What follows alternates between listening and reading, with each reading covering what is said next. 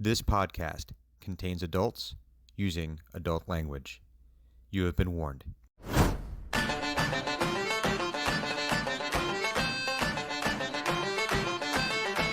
Looking back on a past where we still had a chance. We were pawns in a game that we could not win.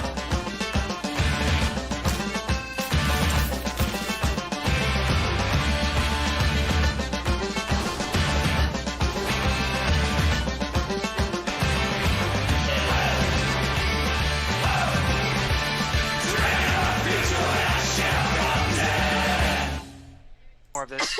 No, I don't want to hear any more of this. Gross and disgusting. It was fun. This is the quality content Oh, that we're you've live. come Hi. to see, to love, to cherish. No. Yeah, if you're vaguely, slightly grossed out by body crap, then this is not. The not the beginning of time this to come stream in. was. not Welcome good to for you. Sunday Body Horror. Robin would be proud of us. Robin Yes. would be undoubtedly pleased. Hey, we just had her on the podcast this past Thursday. You did. And she'll be back for part 2 on Thursday. But that's not why we're here. Now, in this time. In another place, in another world. It is time. It is 4 o'clock. It is 4:02, actually. And what does that mean? What does that mean? 402. It I need intrigues to grab me my as a number. dice. Yes. It means it is time to play some D&D. So, yeah, that's what we're going to do. This is time. This is Team X. This is Team Xenagog, if you're not into the whole brevity thing. Team X is an official franchise of Acquisitions Incorporated, based in Pinedale, with exclusive rights to the Chandlewood region of Faerun. Or I guess maybe Tortle. Are we really in the Faerunian region anymore? I don't know. We'll have that. We'll have a geography quiz later, and we'll figure it out. But again, this is not what's important. What's important is that we roll some dice and that we mete out punishment, rewards, we make decisions, and maybe get to know ourselves a little bit better. Maybe not. No, that's not what we do here. Anyway, I'm St. Brian. I'm your Dungeon Master for this evening. I think we need to introduce the players of today's game. And starting as we always do, in Quadrant 4, for the geometrically in the know. Damn it! I was trying to finish, but it didn't. I forgot to do the whole +1 to AC, blah, blah, blah. Yeah, whatever. Um, Wait, did you get cool stuff last week? wait, why do I have Wait, I don't know this because I wasn't there. Therefore, I don't want to meta. Never mind. it? Okay. Let me find out. Let She me be got surprised. armor. That's it. That's Oh, all. oh, yeah, that's right. I forgot Yeah. that was in the works. Oh, Okay. got my hand. I just had to remember that because I was like, oh hey, didn't I have to change a thing? I changed. Mm-hmm. The thing. And what is your AC now? I'm trying to get back in. I keep saying incorrect password. I know it's goddamn right password. Why do you log out of D&D Beyond? It has Wait. everything. I just want to click there. Oh, I It's a pushed nice- it enough times. Good central happy location for everything. It makes you happy. Concussive literally maintenance. did- It's never been easier. It's never been Ever. easier. Why would you ever log out? Hey, I literally didn't change my password, but that it let me after I click it enough times, and I'm amused by this. Okay, my AC is now 16. 16. Okay. Yes. Okay. Excellent. Anyway, on with the anyways. introductions. I'm Clues playing Dren my Gemweaver, Tinkerdorm extraordinaire, who has armor that I don't even think I've yet to actually put it on, but you know, maybe at some point. Somehow, some win. I don't even know how to. You have taken Eno's gift and so disrespected it. Because it's You just don't there. even know. It was like placed on my workshop and everything was clean and I hated it. You are the most ungrateful Oh, little gremlin. Dren's like she's she's a terrible, terrible person. See, Yes, now you she got is. me. Now you got me thinking of like a Tinker Gnome that's like the opposite of a Tinker Gnome, and they're actually of like the Gremlin The line of. OCD. No. So like the Tinker Gnomes are about build, and we're just gonna try and experiment, Yeah. whatever. Saboteur. The saboteur side, the one that purposefully Mhm. takes it apart with no intention of it ever working again in a Sounds like malevolent my way. brother. And so that's like the Gremlin lineage of don't Tinker like it. Gnomes. Oh, this is all going to be in the supplement that we release at some point in I, 2020. I frown at this. You Anyway. guys should meet my brother again. Moving on. Are we So going me- clockwise? As we have since time No, immemorial. You switch on a regular basis. I Not do even not. a regular Dare- basis. You're just like. I do not. We go clockwise with the introductions, and then when we do at the end of Table Talk, we go counterclockwise to unwind it. You We are a did fall basic carnal back. rogue. So it's like an hour difference now. So it's. does that That's have right. anything- Daylight savings time. Yeah. Daylight savings horse shit. Go listen. Pull the video right now. You'll see. right. Same way all the time. I'm at 12 o'clock right now, or at the 12 quadrant due to daylight savings time. Yes, this is correct. Can I So be it's 9 not my turn. 3/4? Hi, I'm Viking. I play Cynic General's Rook. Friend-shaped nature cleric. Who wasn't around last week, so he's going to He find some wasn't. interesting. He was things. like, Mhm. bye, and then left in the middle of kind of a really not good time to do that. We all felt abandoned. There's some issues that are going to be addressed. Actually, wait, did I even know that Sinek was missing? Probably not. You didn't ask. You're so Drimma is so self-absorbed that she probably couldn't notice. I'm trying to think when he left. I don't think I was there.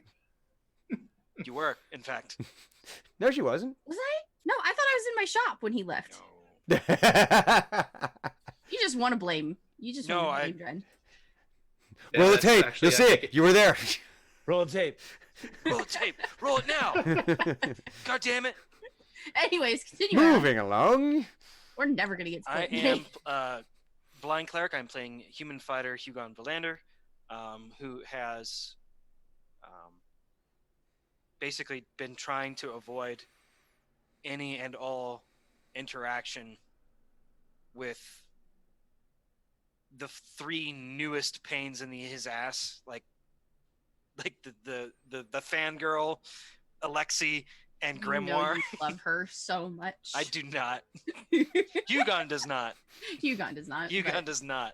It's so good. We must separate Hugon from Gideon. These are separate entities. Wait, how big is Hugon's beard? Not as awesome as mine. Okay, so that's how we'll differentiate. It's just not. I It's, don't know how let's else just to face it. describe it. It doesn't get better than this, man. It's listen. He's just not a good person, and he can't have a good beard. No. Even if it's as With that, long, he's- even if it's as long, it's scraggly. It's like It's it not looks, as good. Yeah. It's not luxuriant like mine. Mm-mm. Might be a patch missing or two. You know, just It's pathetic. I don't even see him having a beard. He's a professional soldier. I'm not No, even he sure doesn't has anymore. hair. Yeah, there was a moment in the beginning of the game where he did. But yeah. sending it over to Eno. Speaking of excellent beards, Oh, thank you. I assume. My name is Roz, aka Purple Monkey Robots, and I play Eno, the Tiefling Bard, and that's it. that's the Reader's Digest versions. The Cliff Notes. Yeah, I mean, leaving aside the fact that he is the voice of his generation. This is Okay. true.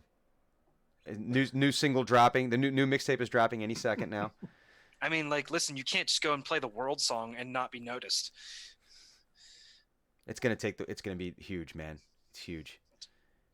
The marketing Number one with a opportunities bullet. the marketing opportunities are already coming in. You know, for they want to license these Waterdeep out. 76. Yeah. Or I was there. number one with an arrow. Actually, would be the Number one. No, Correct Now we call nomenclature. it cow or something. yeah, number one with an arrow. You've already got like Dinar's Yum Wait, Yum it Hut. has to be wow. What was What? that? It has to be wow, just for whatever reason. wow. Wow. Instead of now. The stupid little albums. Oh, Oh. the collected album things. Has to be wow. Okay. Is that Freedom I Rock, actually- man? There was a WoW, as I recall, when I worked in the record store, but it was specifically for Christian rock. We need like a kids bot version. No, we don't need any of this. No. All of this Anyway. is bad. We've ruined it. guys. Rein it in, people. Come on. Let's get on task here. This is ridiculous. We can't keep doing this nonsense. Yeah, we can. We can. This is true, and we You will. can't stop Oh us. yeah, I very much. I've did for, tried. Like 3 I know hours. I can't. But when we last left our protagonists, there was a bit of a battle royale, a three-way dance, as it were. It was more of a handicap match, really, between Grimoire, the Warforged friend that followed Thunuk home one day at the beginning of the season. He went to go pick a fight with Alexei, who, when threatened, turned out to be some kind of cyborg with weapons emerging everywhere, eldritch, impractical, and otherwise. And possibly has more than one personality living inside his head case there in the brain pan. We're not sure. We don't know. And Sir Silverton had jumped into the fray on that one. Eno was able to limit the damage to the tavern, to the Silvered Harrier, because as we have now established, it is canon that the tavern is Eno's church. Right. No fighting in church. No fighting in church. And it's going to be the Beer Cleric will be released in our supplement next year at some point. I wish you'd stop telling people that we're doing that, because now I feel the impetus to actually have to do it. This is why I keep saying it, because we're going to do it. We're going to do it. No, I don't want. But fight was dispelled, or not dispelled, but dispersed. And during the course of this, Drenmai had figured out that there might be some answers to be had from Grandmama Gemweaver, who happens to live in Sigil. And some plans were starting to be made on how to get there, because it appeared that the gate itself wouldn't be enough to get there, and that Alexei's other personality might have jumped in. Oh, and Drenmai did some experiments. There was pouncing. Poking him. There was a pounce and there was a poke, and then Alexei's other personality had said that, hey, I think I know another way for us to get to where we need to go, but it appears that way would be in Waterdeep. So there might be a field trip might be being planned. But at the beginning of this fracas, at the beginning of all of this, when Thunuk Gentletruck, our friend-shaped Firbolg Capybara Nature Cleric Railgun extraordinaire, had suddenly run away from the situation, seemingly called away, and Eno noticed that there had been a little mouse on his shoulder when this happened. And Thunuk, so you were standing right, we're going to do the whole, rewind time, go back in time, and... Oh, wait, that's the wrong one. Screen spin. Adam West, go. So Thunuk, you were right at this confrontation. You had seen the confrontation where Grimoire was inside the Silvered Harrier, and he was confronting Alexei, calling him a Shadow Sworn, and Sir Silverton had popped into existence right beside him, in the deep metallic guttural growl coming out of him, and it looked like there was about to be a fight. And as this was just starting to reach its acme of tension, at the very peak of Apex. at the very apex, the very peak of freshness, at its peak of freshness, you have a little whisper in your ear, and it's a little mouse. A little mouse is in your ear, and the little mouse says to you, Thunuk, one of the Potato Scouts wandered down into the crypt, and you should go get him right now. They're all dead, Thunuk. You've killed them all. Thunuk, it's your fault. It's all your fault. Sleep knowing that you have failed them. Wow. God. Look upon your sins. No, sorry. All canon. That's like the shrew. Chipmunk That- No, that's the chipmunk. One of Yeah, that's one a of you guys. satanic chipmunks That's that the I annoying know. ass malevolent, chipmunks. the malevolent chipmunk in his other ear. That's right, and you failed them. You have failed this one. It is lost. But the little weight of your sins drag you straight to hell. Is that Hellraiser chipmunk? Listen, I sucked chipmunks on Hugon last. there was that too, Oh. because Eno had given Drenmai the ability to speak, hopefully with Sir Silverton, to try to get some answers as to what was going on here, and she immediately abused the privilege by using suggestion to all of the chipmunks in the area to harass Hugon incessantly. These are the things that happen. But you have this little mouse in your ear, and this is where Thunuk had said, "Oh, I gotta go." Thump, thump, thump, thump, thump, thump. I can't let Hugon find out about this one. Yeah. Yeah, full on oh shit moon face and I've been a thumping bad away. potato scoutmaster. Spudlord. Spudlord, Racing forgive me. straight for the we're calling it the crypt. Well, the antechamber to whatever that underground facility was that you started trying to explore. Okay, yeah, I just recall finding we were in the tunnels, but I don't think we realized there was a facility. Mm-hmm. Or are you letting things slip? Are you learning things that we don't already know? I don't know. Maybe I am. Maybe I'm not. You'll never know. Dun, dun, dun. Because that's all we have for today's game this week, guys. We're going home, and that's it. It's not a long journey. We're all already Yeah, home. it's- I just have to we go this way. I could just kind of like do a lap downstairs and back upstairs, I guess. I'm taking my desk and I'm going home. Bye, candy time. Okay, so running straight for Mm-hmm. the nearest opening to there. So down into so the pit, the entrance.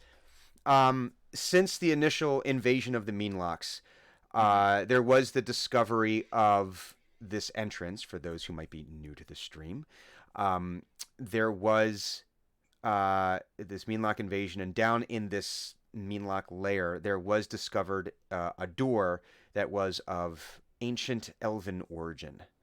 And since then, the entrance has been shored up. The people of Pinedale, if nothing else, know how to secure a mine shaft.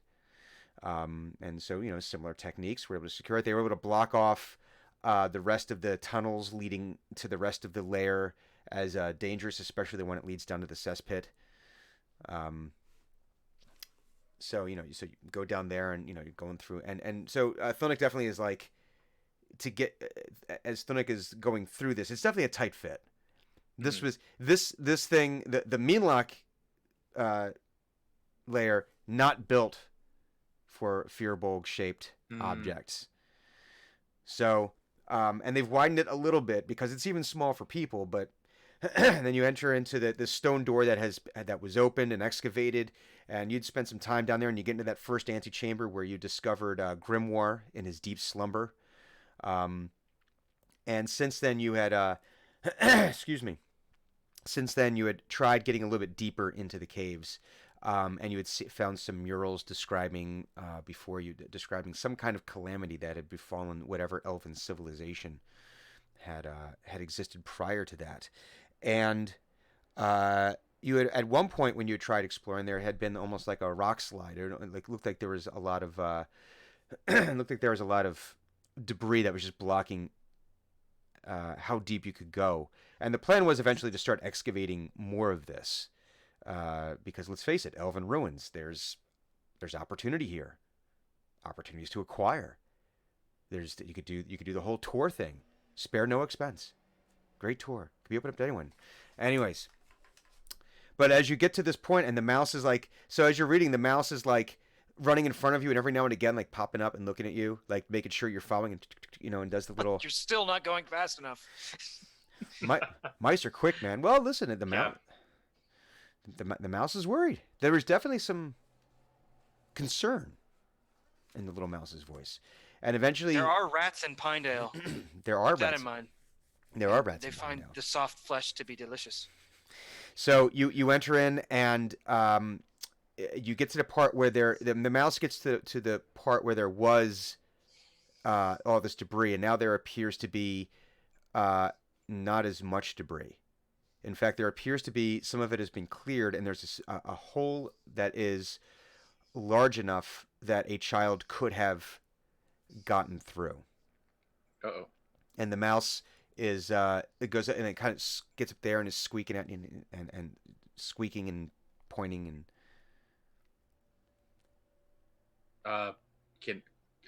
Is this large enough for Thunic to squeeze through? No, it is not large enough, but you think you might be able to move some of these rocks, stones, Okay. and what have you. Thunic asking the mouse, are they right through there? Are they very far? Okay. Basically starts very, very gently moving rocks because he does not know how cave-ins work, or to prevent them rather. He understands that they are a thing. Let us do a strength check, because this could also determine how. It's more to see how quickly. Because Thunuk is a strong boy. 21. He is a very strong boy. So He's robust. He's strong.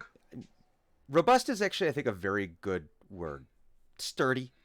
So Puissant. so rocks that would normally give an average or even above average sized human some trouble. Thunuk, you're able to move these very carefully, and you're able to start moving. But it's like, there's episodes of Star Trek: The Next Generation where Data had to pick up anvils, and everyone else is struggling, and he's just like He just goes- palming. Yeah, he just like palms them and moves them, and it's not quite that extreme, but it's along those lines where this is like, this is my warm up, guys. Oh my God, that's Props on those actors for making it look like it was heavy. Yeah, there's some excellent pantomime happening there. Yeah. It was. It's a skill. It is truly a skill, an underrated one at that. But this is no pantomime. This is Thunuk lifting these rocks and heaving them off to the side. Or I would imagine even Thunuk would probably be putting them down very gently. Oh yeah. Like- Because he's not really sure if he understands that ceilings cave in. What Mhm. causes them is people being, as he understands it, not careful. So he's being very careful. And you know what's funny about that is that even though Thunuk is coming from a place of ignorance, Thunuk is actually very, very right. that is probably a major cause of cave-ins. So, moving the rocks, and as you do, this dank air, musty air, Dank.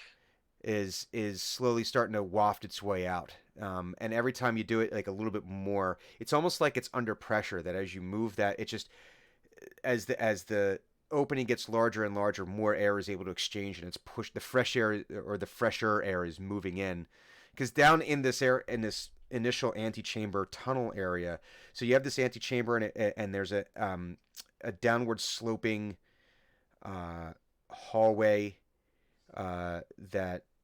This is what you've been able to explore, and it twisted around. There's some other chambers. It looks like they might be able to be opened up at some point. But this is very, very old. Lots of cave-ins, but downward, and it's a very earthy, almost like a damp earth smell. As you've gone down. But now when you're getting this, now it's almost, it's dank. It's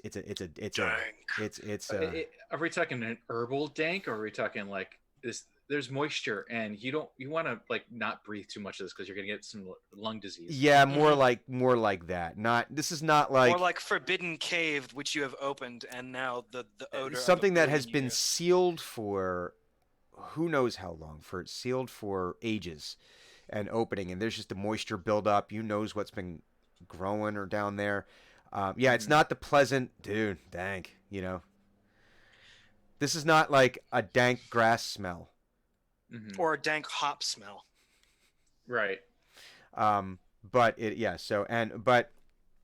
can see it is dark as the light is not penetrating very deeply into this area, but you soon have enough excavated that you would be able to squeeze yourself through.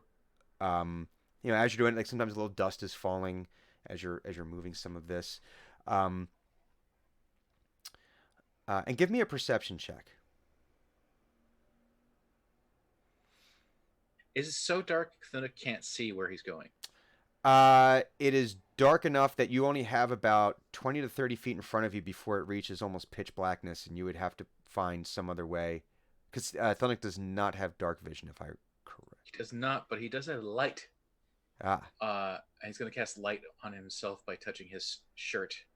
and just his And shirt's gonna. use it. And then becomes magnificent. Yeah, Just, pretty much. "Wah!" That So you're gonna. Elton John is eating his hat right now. Ooh, that's Wow. a tough call out there, Thunuk. Wow. Hey, Capybara Boy got feisty. Elton John is like a demarcation for me when it comes to like something that is shiny and For magnificence. and clothing. And I mean, Thunuk's clothing is now glowing. If only it were sequins. You've reached like David Bowie levels of sparkly. Oh yeah, pretty much. Well, we've got That's actually- wow. That's a That's a good demarcating That's line. a different tree, but they're Ziggy like Stardust levels of magnificence. Well, you've got Yeah. like David Bowie, right? And then you got Elton Mhm. John, Gandalf. Oh, right. Let's back Gandalf down below David Bowie, please. No, just Yeah. just in terms of Because intensity. that's where he belongs. Okay. All right, so David perception. Bowie being worse than Gandalf. How Yeah. dare you? And it's not it's not taking away from Gandalf, right?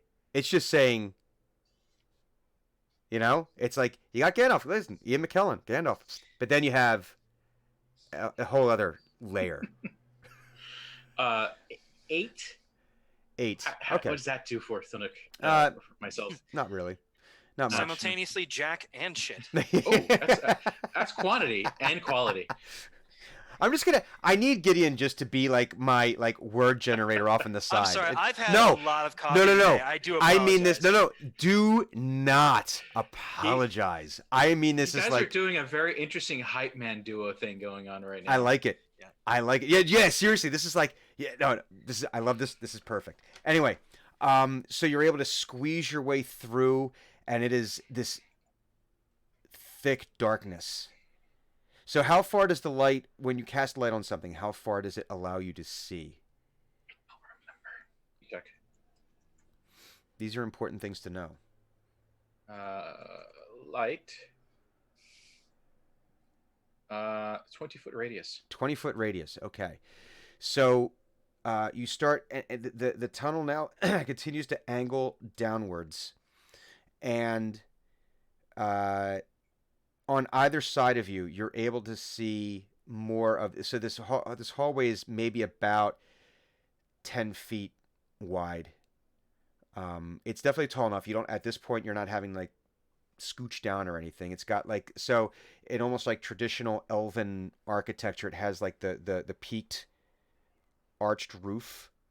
Mhm. Much like it very much resembles trees growing overhead and creating that arbor walkway. You see in like all the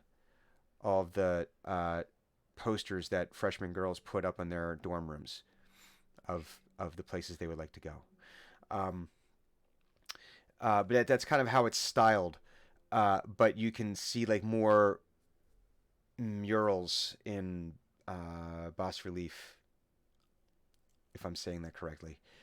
Close enough. No one's gonna be a dick about it. Is it bas relief? Bas relief, base relief, a base bas relief of a bass. I had an art history teacher who said 4 different ways during a semester. It was frustrating, and I stopped caring eventually. Okay, so we'll go for It's now. a relief of some sort. It is It relief. might even start with a B. There's a B and there is relief there, but as you're walking down this hallway, the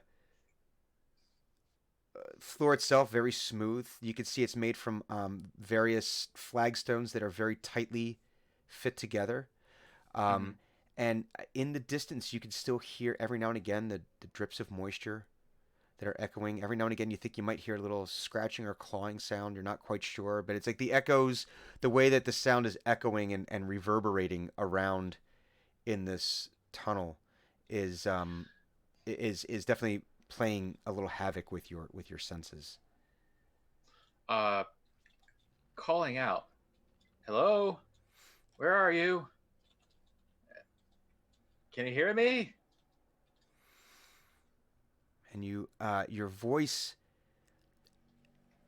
echoes oddly, like there's an echo, but it's almost muffled and stopped.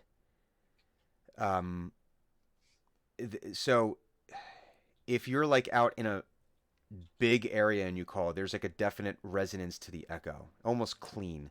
That's not here in this place. There's like the briefest of echoes, but it sounds muted almost.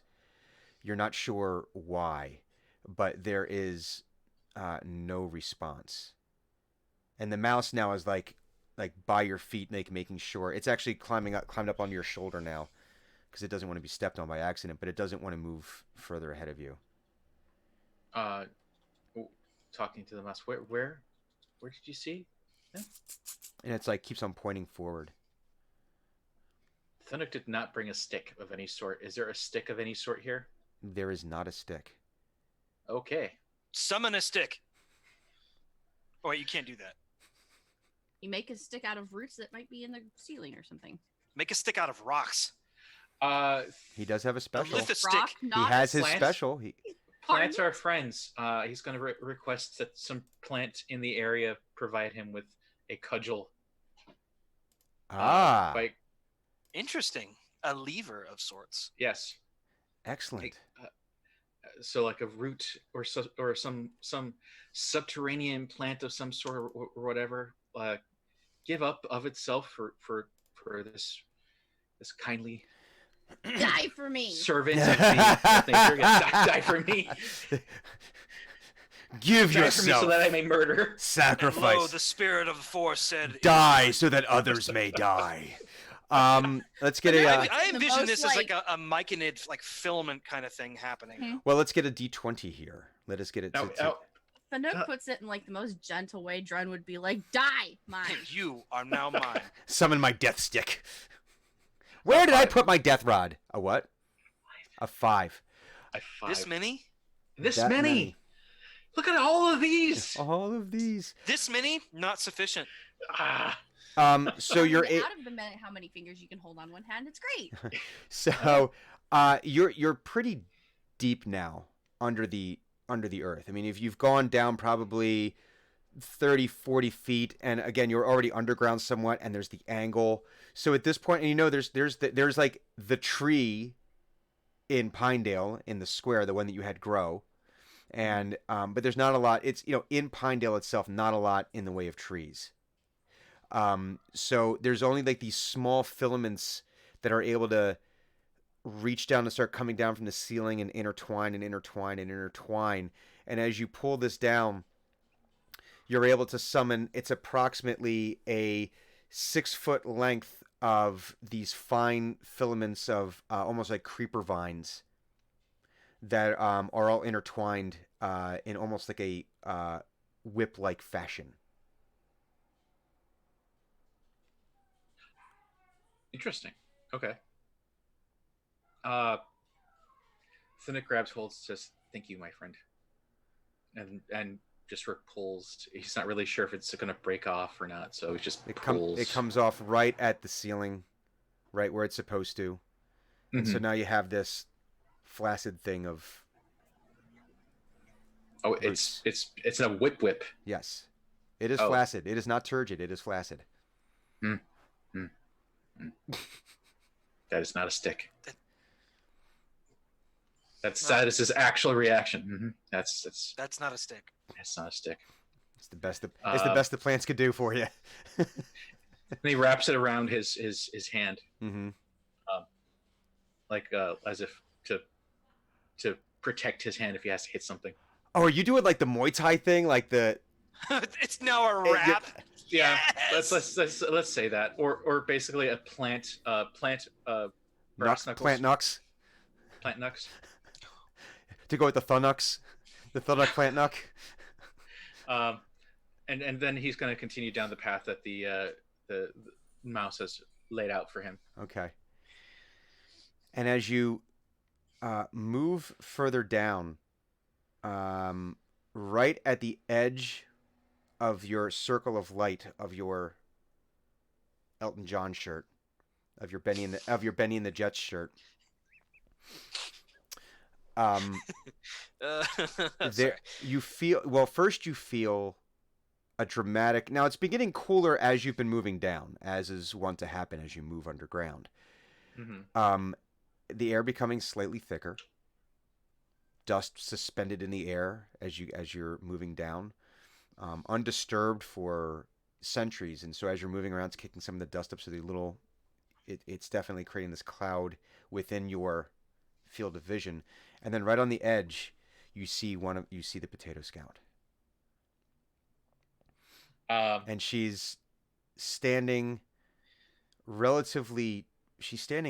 like still, and she's got her head down, hair kind of falling down into her face. Does Thinnick recognize her as one of the many scouts that he has? Yes, Dealt this is Chelsea, one of your scouts. Too late. The chipmunk says in your ear. She is one of us now. Oh, jeez. Wow. Okay. It's just Disturbing. dark. I'm sorry, I Halloween can't was help Thursday, it. man. Halloween was just a couple of days ago. Coffee. What did I do with my notes? All right. I'll just have to try and remember to write this down. Chelsea, are you okay? And Thunuk walks up towards her. As You are way too pleased. I Kidding. don't know. perception check. My Halloween was boring, so this is good for me. All right. Off topic, slightly topic. We ran out of candy with. You give your candy away? Oh yeah. We had kids coming. Oh well, no, so there was one kid left in this massive group of people that showed up towards the end of like at 8 p.m. That's when we ran out of candy. One kid left, and I ran out of candy with one kid left. And Yeah, what he did you do to absolve yourself of this sin? I said, "I'm sorry, we're out of candy." He looked at me like I'd said I murdered your dog, and then went and walked away and cried. And I'm like, "Oh man, I'm so sorry. I ruined Next Halloween year, for this you will kid." be more prepared. I hope. Hand out full candy bars next year. So I was doing it, rolling at 20. I'd have given him a What now with 20. it? Just like, here, Perception Oh, 6. 6. go buy your own candy. You're Here, not have a gonna 20. stay on track at all today. Oh, at this rate, no. What is your AC, Thunuk? Oh, jeez, Louise. 16. Okay.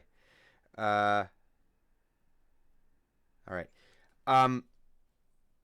Almost in a swift but almost puppet-like movement, she lashes out with a knife, and you're able to like step away quickly enough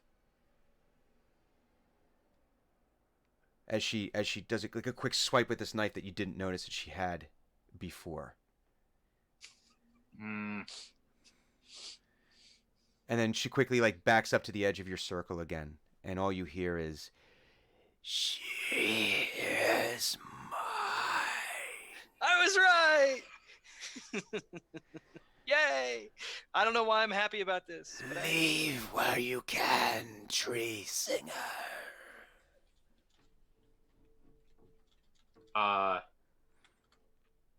No, she's her own. You are clearly a not nice person.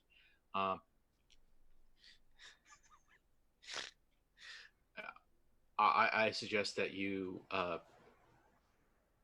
you leave her and we leave. leave us. No, you leave. Um, No.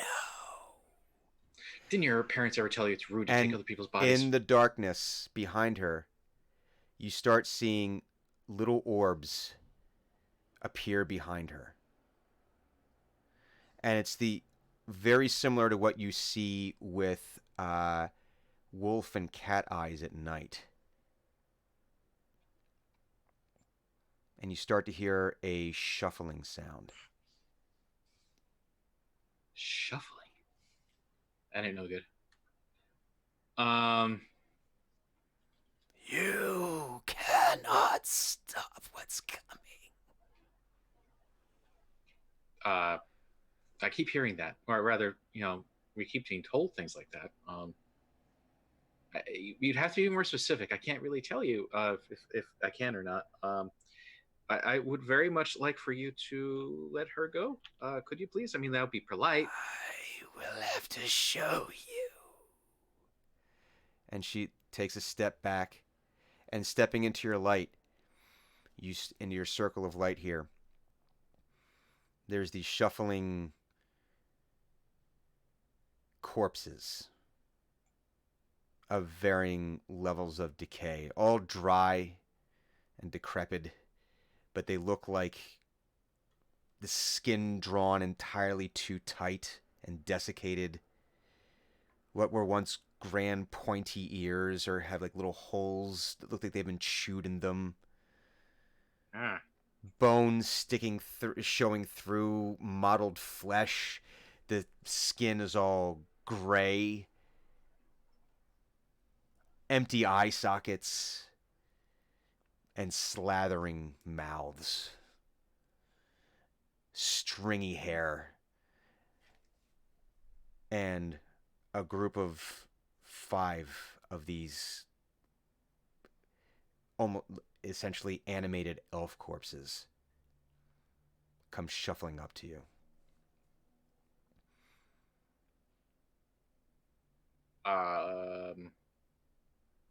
Yeah. Your podcast was Robin was quite educational, wasn't it? I want to make them proud. It's a noble goal, truly.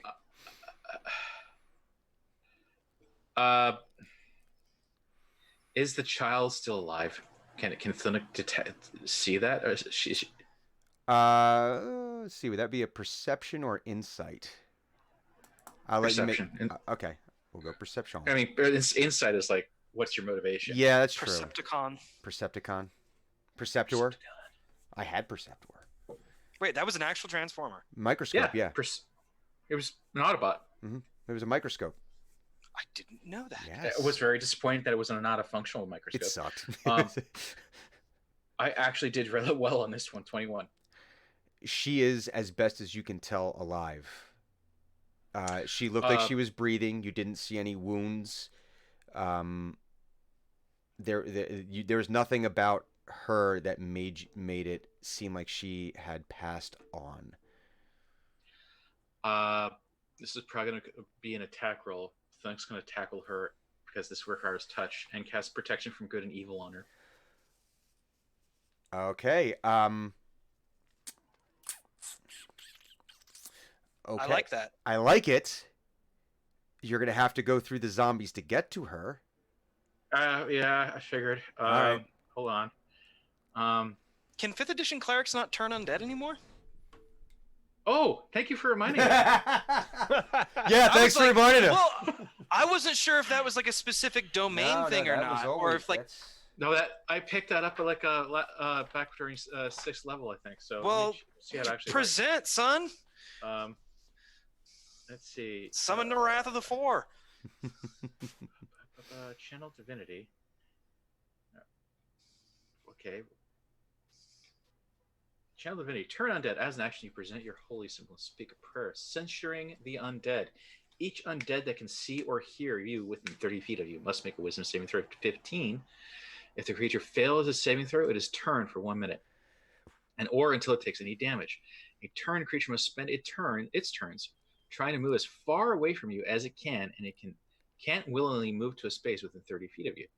It also can't take reactions. For its action, it can use only the dash action or try to escape from an effect that prevents it from moving. If there's nowhere to move, the creature can use the dodge action. So 15 is the number. Yes. Okay. Will saves? Yeah, wisdom Nope. save. Well, blessedly, that is very easy to do against mindless undead.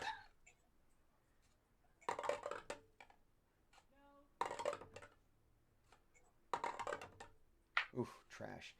So all but one of them. So okay, you set up the scene for how Thunic censures the undead.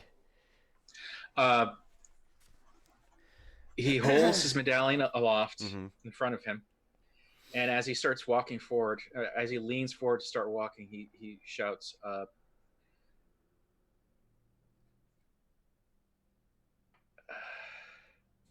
"When fall comes, winter follows, and you must take your rest. Go now to where you belong. You should not be walking this earth any further." And sort of dashes into, doesn't even dash it, but that's an actual function thing, but like starts lumbering towards the kid. Okay. So you do this, and you can feel this wave of holy energy, like a deep bass note, like resonate out of you. Mm-hmm. And what's the range on this? 30 feet. 30 feet, and and you feel it resonate out, and immediately all but one of the zombies like and starts retreating into the darkness as quickly as possible. One of them, however, is not affected by your rebuke, and it is going to attempt and fail at hitting you as you go by. But as you're moving into the darkness, the Chelsea, the potato scout, is just moving deeper and deeper away from you into the darkness. And as you're moving, you can see on the edge of your vision, there's more of those little orbs of light deeper as you go. And you can see it as you're getting further and further in. It appears there's almost a wall of zombies in front of you. And you hear more of the strange laughter coming in from deeper, with the strange muted echo coming from deeper. This is like the Continue to enter. It's like that Dark Souls dungeon where it's like, I wonder what's oh fuck. Just immediately turn around. Yeah, Thuna can't leave this kid behind. This is not going to work. What can I do to slow her down?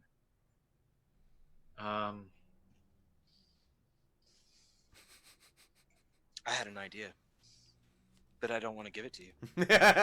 No, without being paid first. Well, I mean, of course. I have, where did it go? Grasping Vines. All right. How far ahead of me is she?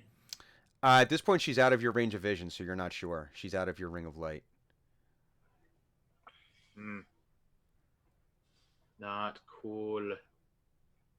Could always just abandon her. Nah, Thunder can't do that. I'm kidding. This sucks. Bye. You hear more from deeper in the cave. Like the strange grumbles and grunts of things that might have had vocal folds at one point, but no longer. I'm going to assume that the kid has been failing at saving throws. Getting meta here, okay? No, I can't meta this. Okay, this well, that hard. I was going to cast Bless on her so she'd get a D4 her saving throw against whatever's possessing her. But if an extra 4 would probably not. I'm also metaing this too much. Jeez, man. How much health do you have? Full. I'm at 59. It sucks, but you could pull a ow, ow, ow, and like sprint through all this nonsense and just bodily pick her up and then sprint back out. Well, I can't see her anymore. I don't know where she is. So if I just keep running in a direction, there's no guarantee that that's where she is. Can you cast light on other things? Yes, but then light wears off on what I cast on before. Oh. I think. Let me double check. Huh. This is a conundrum you have found yourself in. Yeah, it ends if I cast it again. Dang.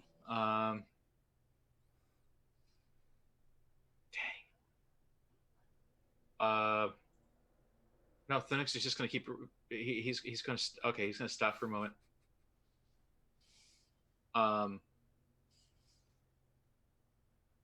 And these elves, they look like they've been gnawed on. They look like they've been gnawed on. Well, there might have been some gnawing. It might just be that the flesh weakens over time. They're not fresh corpses. Oh, I'm dumb. Hit the gauntlet. Hi, guy. Hi. I'm surrounded by zombies. Hello? Anyone? Zombies. Undead? Lots of them. Hello? Team Xenagog, you hear a faint message coming through your gauntlets. Little crackly, little staticky. You're able to get the majority of the message, but you can see that it's almost like he's on the edge of the range of your gauntlets. Is this after? Sorry. Like, at what point is this? God damn you! What? No, it's not you. Just crazy. I couldn't even make it up, but Clues made some reference to something. I went Mostly Lady Gaga. My hearing was garbage. Continue on. Continue. Sorry. I was just gonna say, at what point is this during our struggle with the? I mean, So Thunic has been down there for a little while because he had to clear the way. He's been moving. He hasn't been running down this. So this is, so your current positions are, Drenmai was looking at the gate. You were right, basically where we left off the last episode, where Drenmai was looking at the gate. Alexi had come and offered a solution. I think Hugon was still buried in paperwork. At this, I think that he had left the bar after the second pounce experiment, Yeah. and it was like, but okay, I've he got was right things to behind do. me. What's his name was right behind me when I was doing the portal thing, Who was? and it was creepy. Alexi. Oh yeah, Alexi was there. Yes. I forget. I think Eno was. Well, we can always assume that Eno was at the bar, but I never wanted to make that assumption because I feel like that's like being like biased against bards. I think I was with Alexi. Ah, I thought I took him back to the bar. you did. You went to put him I to put bed. somebody to bed, and Yeah, that's yeah, who yeah. was behind me. That's right. I thought you were with Grimoire there, Dren. Was Grimoire down? It was 'Cause somebody you were that creeped me experimenting out. to see if he could feel when Alexi went into weapons mode. Well, he was still so Grimoire was out at the back at his bench sitting area. being not a statue. That's where Yes. Drenmai performed the experiment. Yeah, that's where I did that. Eno had a conversation with Hugon and then took. Or no, there was some kind of, what testing did you guys do? Oh, it was because Alexi had launched himself with Right. his booster rockets to somewhere else in Pinedale, and then you guys found him again I used Dimension Door to take Alexi back. back to the thing, right? Yeah. And then I came back outside Yeah. to talk to Dren, I believe. Well, yeah, you and Dren So- were trying to figure out how to get the sigil, and then That's right.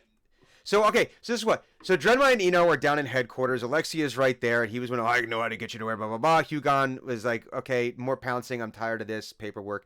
Then you get this staticky plea for help from Thunic about zombies and undead. All right. Thunic, are you okay? What did the mouse say? I don't even have mine, so I'm listening off of Eno's. So there was a potato scout went down into the tunnels, and they seem to be possessed, and there are zombies, and it is dark down here, and I am maybe a little bit scared. You hear Hugon click on and goes, Thunic, you're grounded again after this.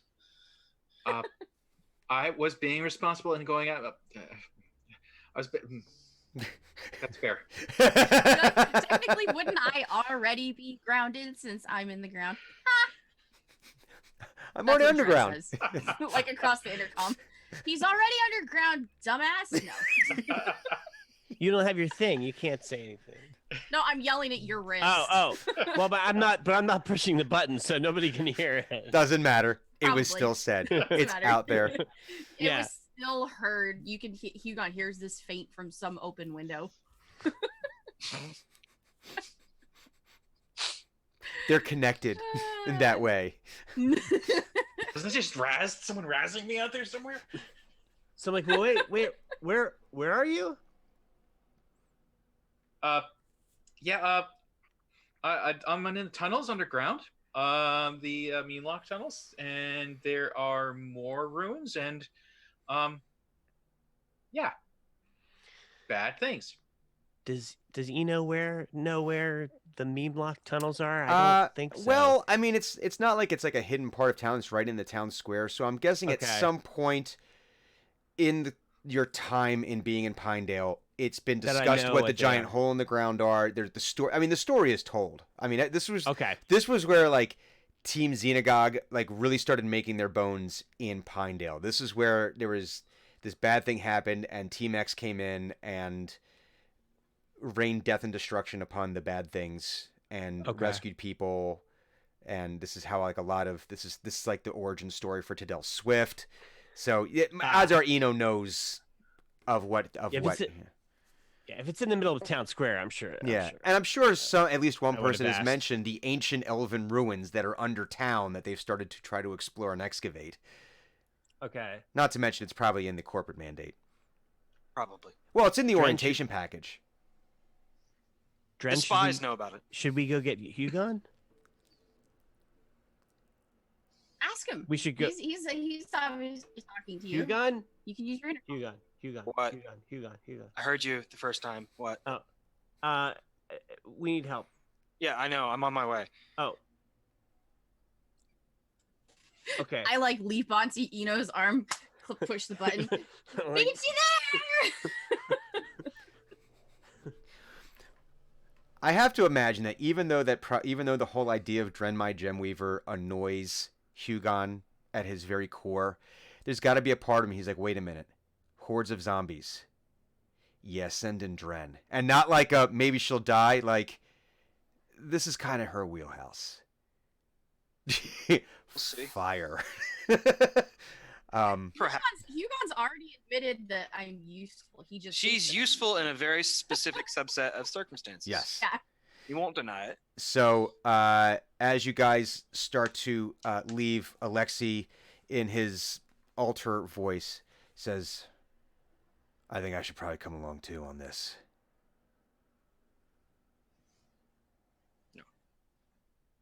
Sure. Do you want some help?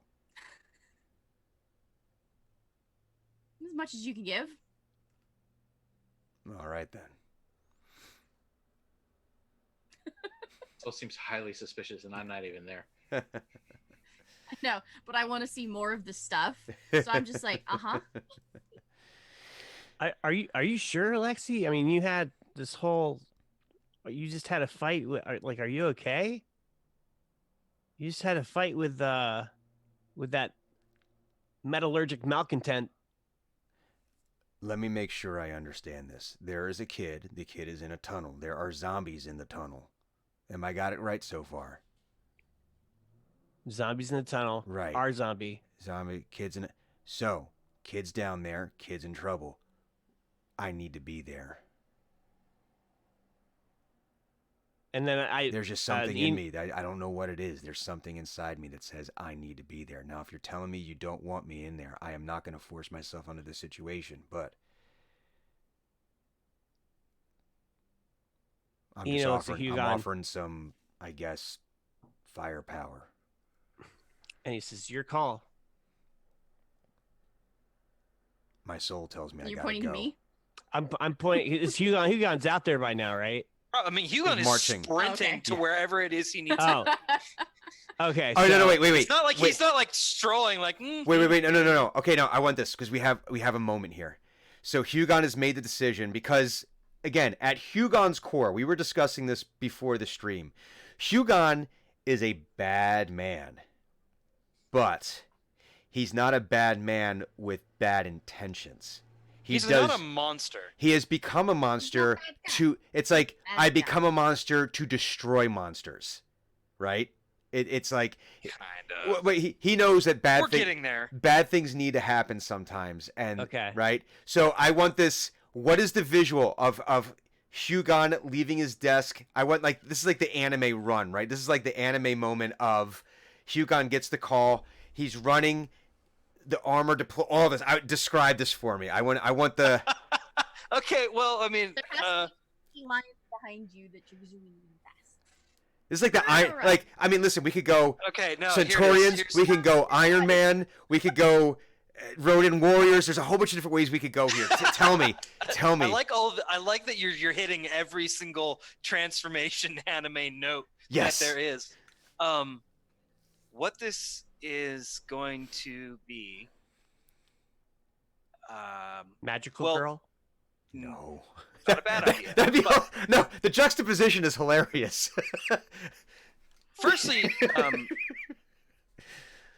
in the end, it ends with he puts the mask on and says, "Too old for this shirt." yeah. Do I need to roll for the weapon malfunction? Let's. Okay. Do you have the spreadsheet? I do. Hang on. You know, I did not prepare it, but I have it. Hang on 1 second, because through the magic of Google Docs. I can roll it too. I mean, you don't have to. Well, I know. I went. Where is it? Shoot. You sent this to me. I did. Where? Oh no. Where is it? What do we call it? It's called Summon Weapon Effects. Shoot. Where did it go? I don't. I know it's here. Oh man. Because we did. I don't have it in front of me. I don't know where it is. Okay, that's all right. Here, I've Yes. got it pulled up. Good. I'll roll You're way the ahead of me. D100s.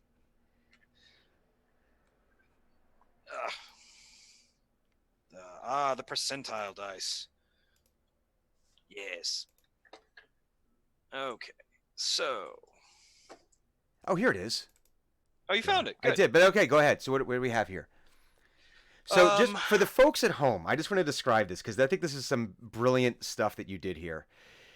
So the blind cleric developed a spreadsheet for Hugon summoning his weapon, which is just awesome. And it's not always that the right weapon is going to come because he is summoning this weapon from a domain of war. Oh, wait a minute. So step 1 is at the DM's discretion. A D100 can be rolled every time the summon button on the bracer is done. And so let's see what is the. We have some percentages we need to. I have an 82. Oh, Which, okay. if you look at the sheet, it is from 81 to 90 on this roll. A random two-handed melee weapon from table 1 and step 2 is drawn. Okay. There we go. So now we're gonna So do. then a D8. Yeah. Okay. A great sword. Okay. So we describe this for me. Oh, this is gonna be wonderful. So essentially, instead of the normal method of armor summoning, Mm-hmm. what happens is that the tear in reality that happens with his weapon, Mm-hmm. he passes through it. And as he exits the other side, he is both armored and armed. I'm gonna add some flavor to this. So Okay. there's this tear in reality, and as the reality opens, you just hear the sounds of a battlefield. Like you're sitting in the middle of the two armies of in Braveheart clashing. And you hear nothing but screams and yells and people dying and swords and arrows and fire and magic, and it's just this realm of total warfare. And there's like a tear, and Hugon comes in one side and out the other, like instantaneously. And as he comes out, you got the armor on, mask in place, fire like lit in the eyes again. But as you're coming out, like your one arm is behind you, and the last one is like the last thing to come out of this rip. And as you do, you yank it out, and as you yank it out, it's just blood all over the end And also, this is not mine. of this Where did I get this great sword as you come out, and it's basically like you almost You're rip. going through the battlefield, and that's the randomness. Is you Yeah. just yank it out of some dead Yeah, body some Yeah, running by. exactly. It's like almost like That's how you get the it just boom, and you have this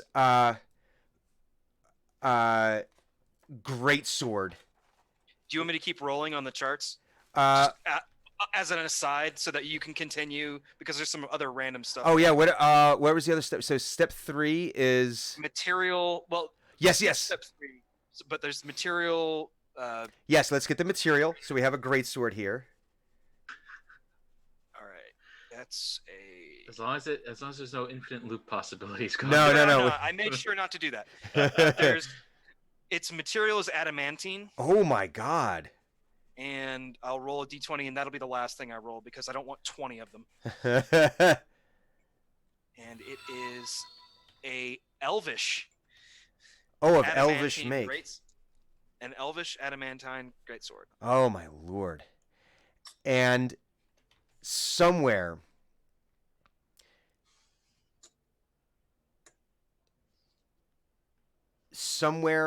deep inside you, you know the name of this sword is Chaos Bane. Curious. Curious. It has a name. Not necessarily like as in the sword has intelligence. More like it's the history of this weapon. Mm-hmm. You know, it's familial weapons, and the name of this weapon is the Chaos Bane. This So. is this is +1. You're gaining Reddit karma from this. +1. +1 Reddit karma for this. +1. Okay, so Hugon has sprinted off. Eno, Drenmai, and Alexi. All right. Now, do Eno and Drenmai want to do any of our anime transformations here? Because this is like the moment, right? Because you're about to head into a battle with a bunch of freaking zombies. So why not have some heroic anime moments? If you want. If not, we can keep going. I don't want to force it, but I want to give everyone equal opportunity to be awesome. Well, Eno's already got his armor and his weapons from before. Right. Because he hit the button before on his thing. So yeah. Dren? Well, was it the armor set that's still sitting in my shop right now? Are you asking this now, like out loud? As is Dren asking this? No, this is just Okay. This is, me knowledge, not meta? my character. All right. Yeah. Well, I mean, if you want to know what happened, I made the armor and I broke into your shop and I put it on your workbench, and then later Hugon went in and cleaned it up. Oh, it's The Hugon's fault. shop Okay. or the armor or the workbench? No, Eno made the He armor cleaned and the put it in there, and that's where he Yeah, got what- he triggered all the booby traps, told Hugon where they were. Hugon then went in and completely cleaned the shop Oh, okay. because he knew it Yeah. would annoy Dren to have everything put away. And like, I don't think Eno knows that Hugon went in and to clean the shop. I He think probably doesn't. no, he has absolutely no idea. All he knows is that he got hit in the back of the head with a boxing glove and had hot sauce on his face. Or on his hands, I think is what it was.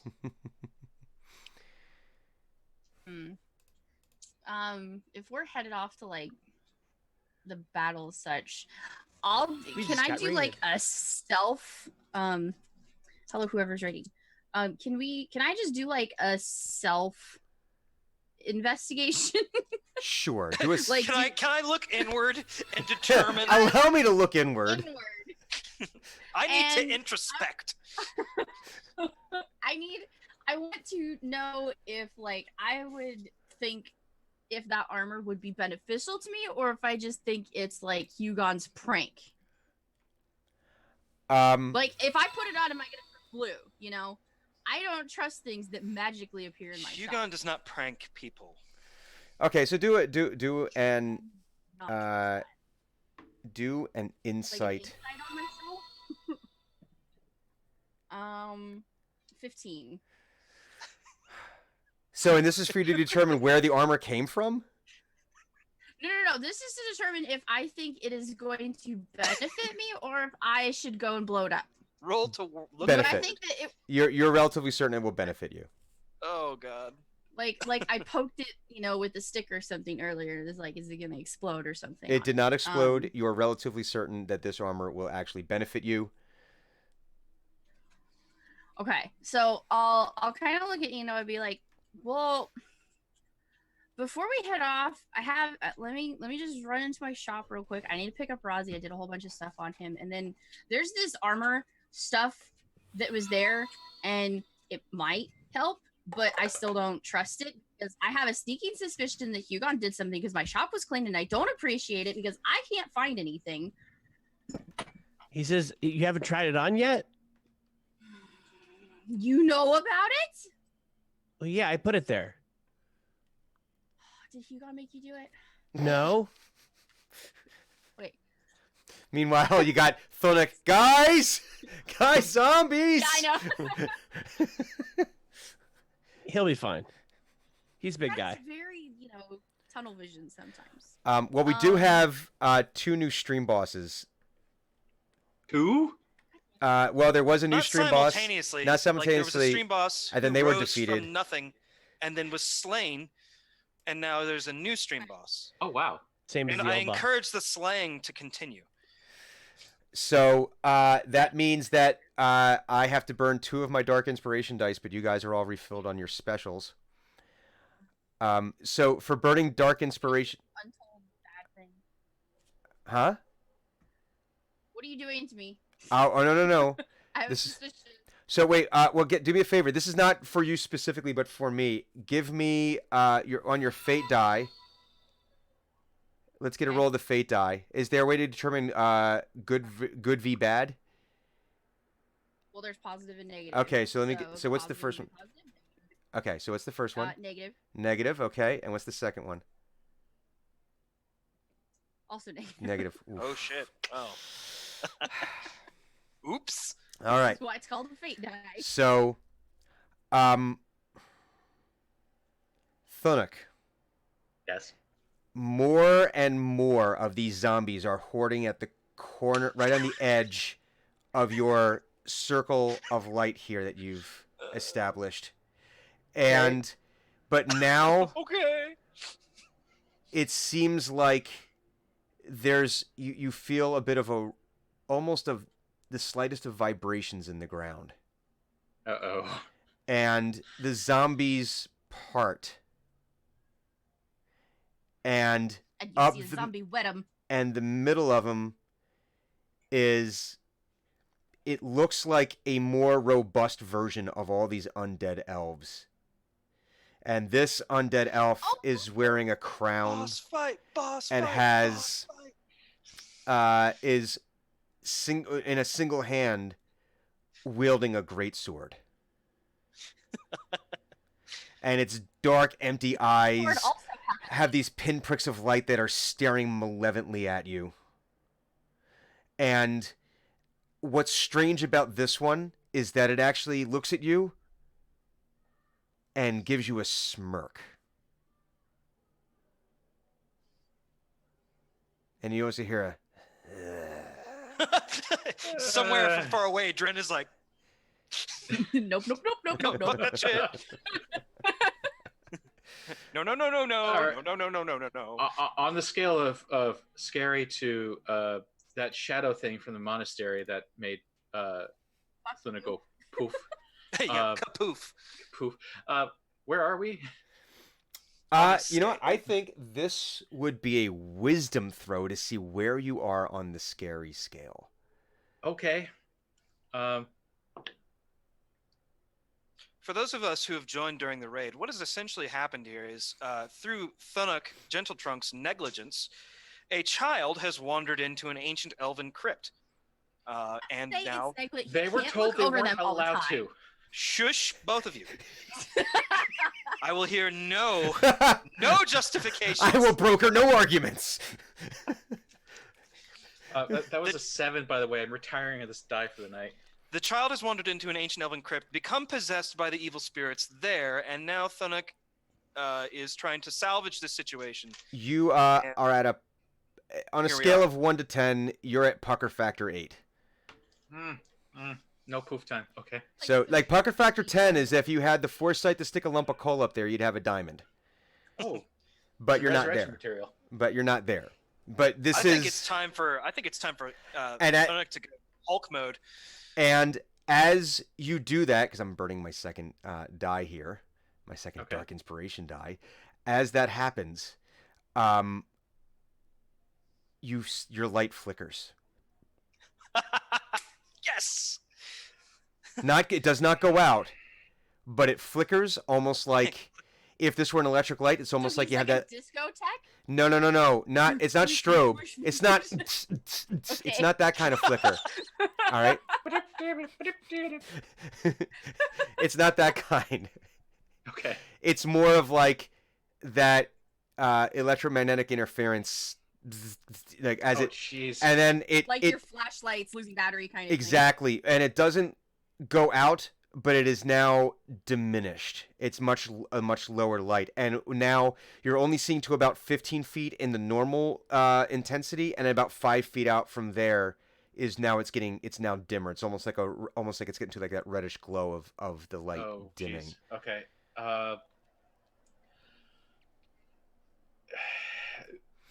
Mr. Undead Elf here,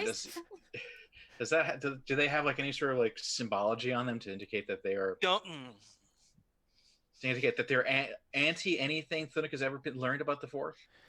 Like Is in opposition? that would be another perception check, or I guess a religion check. But we know that Thunic is terrible at religion, so I'll allow a perception check. Cleric was very bad at his job. Listen, there's several kinds of priests, okay, and he's just not He's one practical. of the kinds that knows stuff. 22 22. on perception. Wow. On I some retired, of died, this and got a different one. ancient, decrepit armor that they're wearing, Mhm. most of it is rotted away. It looks like it might have been leather armor at one point. Now it's almost like compacted dust at this point. It's barely holding together.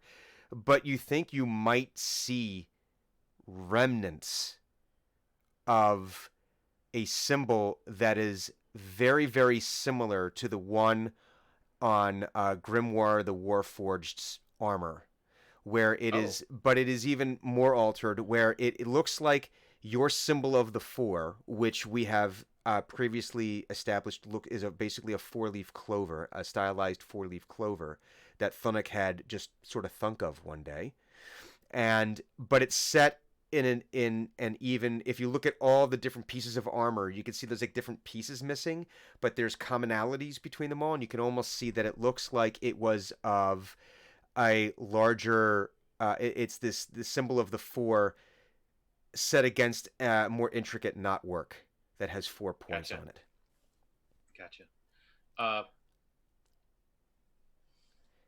And that thing smirked? And That that thing smirked. That thing Oh. did a smirk. So Hugon, Eno, and Drenmai.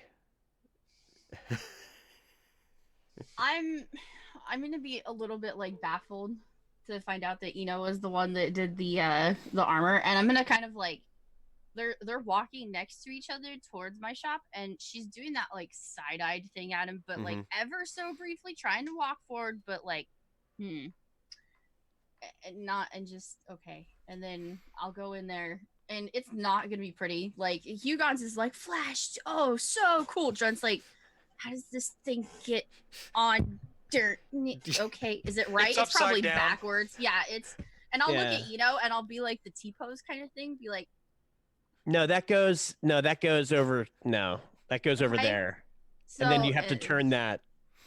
And then this. Yeah. And then okay, and then T-pose again. Nah? Yeah. Hey, it Okay. fits. Yeah. Awesome. Okay. What does it do?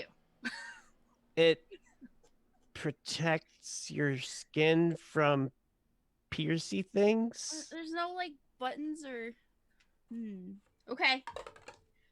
She automatically goes to like think that there's got to be some mechanical component. And as she's like staring at it, like we gotta go.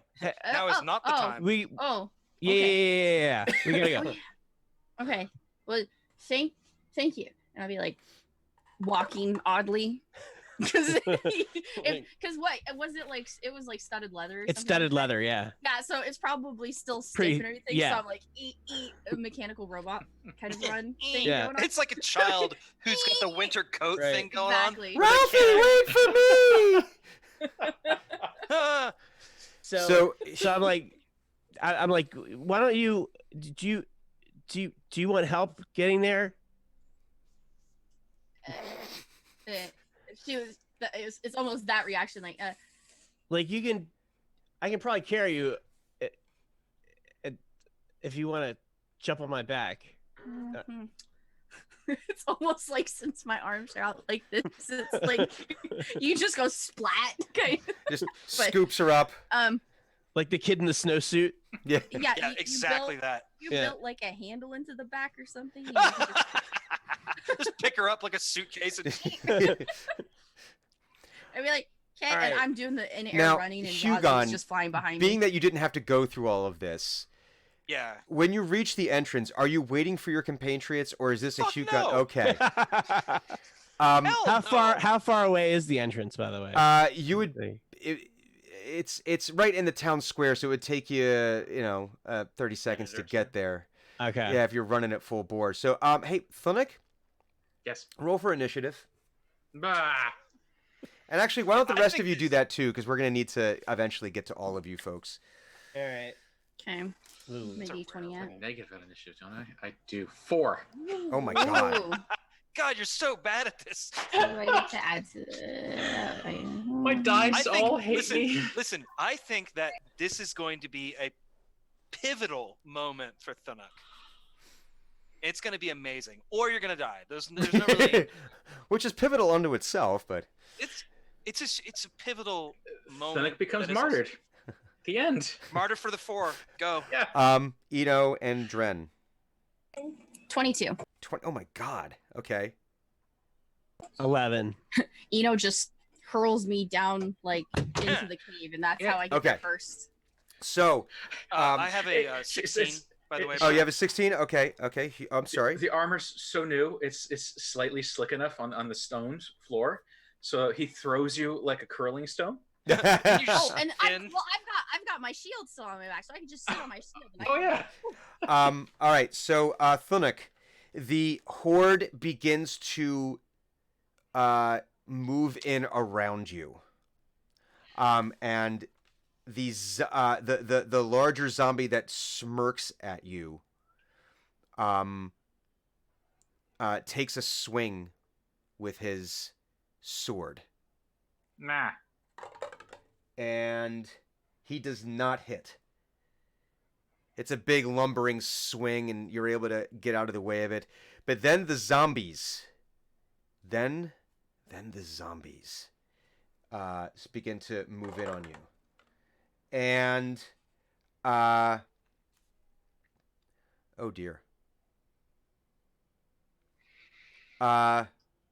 Oh, shit. I rolled 2. And as they start to that's the DM look. as That's they the- fuck. start to swarm around you,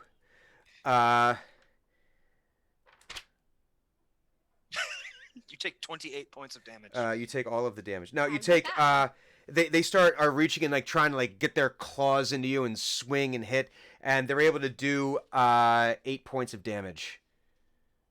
Mm. Not all of them are able to, because I- they're all trying to reach in, but they're all so Not trying ideal. and doing all the with these dried out, decrepit voices. It is your turn. Yeah, this is a whole lot of note and activating the clerical chip shredder at The highest possible level. well, highest possible is 4th, and I don't have a lot of slots there. No, but you're also going to die. So That is a good point. Spirit Guardians is the 3rd level thing. Still pretty potent at 3rd level, so I'm going to do that. Okay. Am it is I? time to wreck some face, Thanuk. I believe in you. Yes, it is 3rd level. Casting I at don't know 3rd about level. the others, but I believe in you. And Spirit Guardians, Wisdom saves 15 all around. Shit. Okay. All right. Let's do. That's if they enter or start their turn in there. So I've just cast it. They don't have to do it right Okay. We will get to that then. now. And going to call out to Chelsea, the errant potato scout, because I can choose who is and who is not affected by this. Okay. Chelsea is not affected by this. Okay. So the potato scout is safe from this because you don't want her corporeal form being damaged just because she's got a hitchhiker. I'm going to assume she's trying to fight this. And Chelsea, if you come here, you'll be safe. Come here. Come into the light. And all God, you that's hear is poltergeist, isn't it? and all you hear is and from deeper within, almost further away every time, all you hear is the she's mine. So Hugon, you came charging in. You went right down where the You went right down into the tunnels, to the Meanlock tunnels. You remember the battle from there from from a year ago. You run right down to the Elven the doorway you had seen before. This might be Hugon's first time down there, I imagine. After the Meanlock fight, yeah. Yeah. You are just in such a hyped up adrenaline mode right now. This is He's furious. battle ready. You're not even noticing the details of this place. You're vaguely aware. Okay, cavern carved, great. And as you start, you see where there is this where there's an opening where some rocks had fallen. And this is you're thinking this has got to be where Thunuk had squeezed through. And as you get through, you can see this sphere of light. Where you're guessing is where Thunuk is, and you see this giant, you see Thunuk, this Firbolg, this 10-foot tall Firbolg, being swarmed by Having a terrible mosh pit experience. Yeah, and it's just being swarmed by these zombies as you come running in, and you can see they're actually starting to surround him now. I would like to hit these zombies like a freight train. I don't remember if charging is still a thing in 5th edition. I think that it is. Are you going for like a body slam situation where you're just going to like I would like to bull rush them in such a way as to basically cause like a domino effect with the crowd. Okay, so that's just gonna be a straight up strength athletics check. And because this seems like a good time to do it, I'm going to spend a special. Oh, now remind. So we have the Blue Box RPG family here who have not seen any of these. So the specials are essentially a currency that we can spend that thematically and mechanically alters how the characters function for like 1 or 2 turns. We only get 3 of them, and every time we get them, Brian, the DM, receives a Dark Inspiration die that he can spend to screw with us. So give take. It's really fun.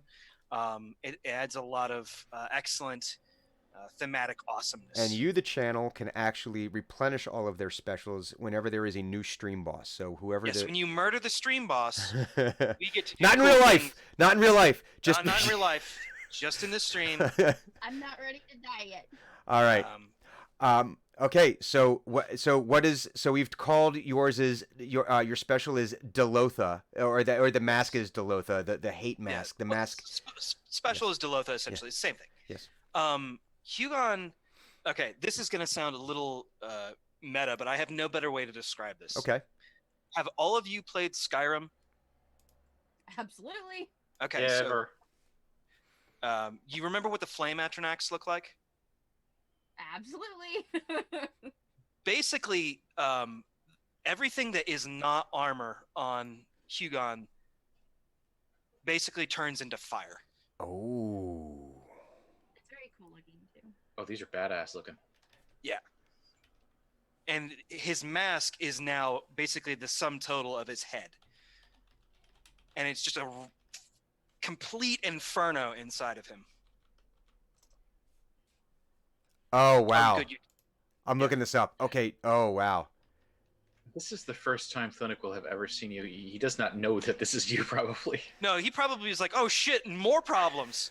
So Hugon activates the special and just channels the power that the Red Lady has granted him through this mask, through the aspect of hate specific to war.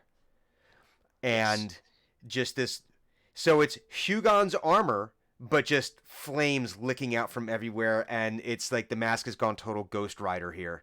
It's almost like the way that the flames are manifesting in the mask, there's almost like a skull-like shadow within the mask itself as the flames and the burning is happening here. The eyes are burning blood red at this point. And a baleful energy, if you so will. Let's do a strength athletics check here and let's see what happens. All right.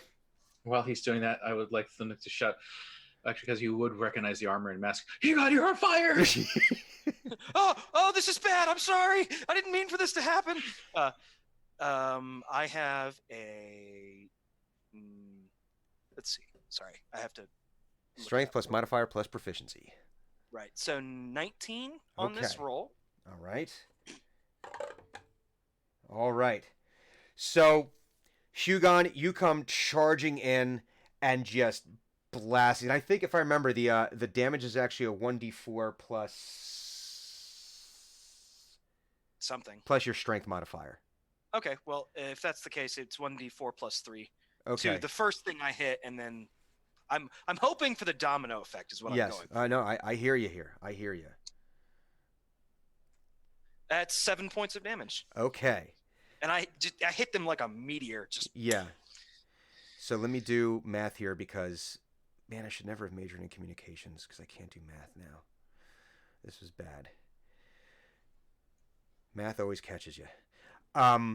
So Hugon comes charging in and just like basically with the flat of the sword just comes bashing in and like almost like does like like police like riot police battering ram in, and you just plow bowling pin into these zombies, and two of them at your feet are knocked prone. The other ones are all kind of like pushed forward. You did some damage to those, and now except for the two that are prone at your feet, all the others have been pushed back in front of Thunuk. But now it is the zombies' turn, and they need to make some saves here. And that's a fail, and that's a fail, and that is a fail, and that. Okay, okay. So almost all of them failed their checks. So, Thunuk, what is the damage of your spirit guardians?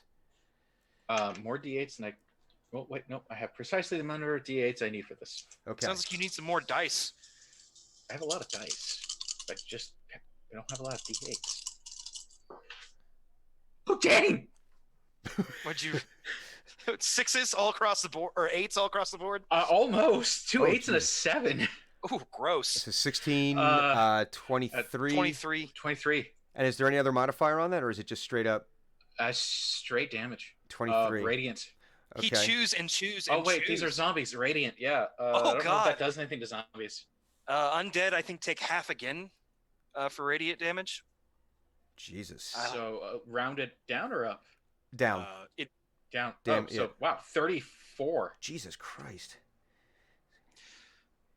All right. Undead are normally vulnerable to radiant damage by either receiving extra damage or by having their insubstantial ability deactivated, so they would receive extra damage in Yes. this case. So the ones that are in your immediate vicinity, including the ones that were prone at Hugon's feet, are incinerated. Just reduced to nothing but dust. The bigger one in front of you with the that's single-handedly doing the single-handed two-handed greatsword attack with you. He can see some of the what dust flesh is there starts to burn away some, and you can see now it's exposing some bone, like where it's in certain areas where it's burning. But he now comes at you. He comes at you, bro. I was wrong. I apologize. It is not half again. It is double. Oh. Oh, so 46. Yeah, so Oh my 46 God. damage. I apologize. I was looking at a different rule set. Oh man. Man. Okay. So and he takes It's a problem. and he tries to swing at you and he misses. And then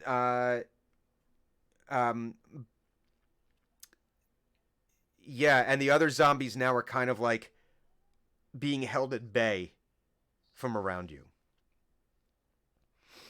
They're not entering your like immediate zone of death, undeath, re-death, however that works with zombies. 'cause True you're dead, death. undead. True death, final death.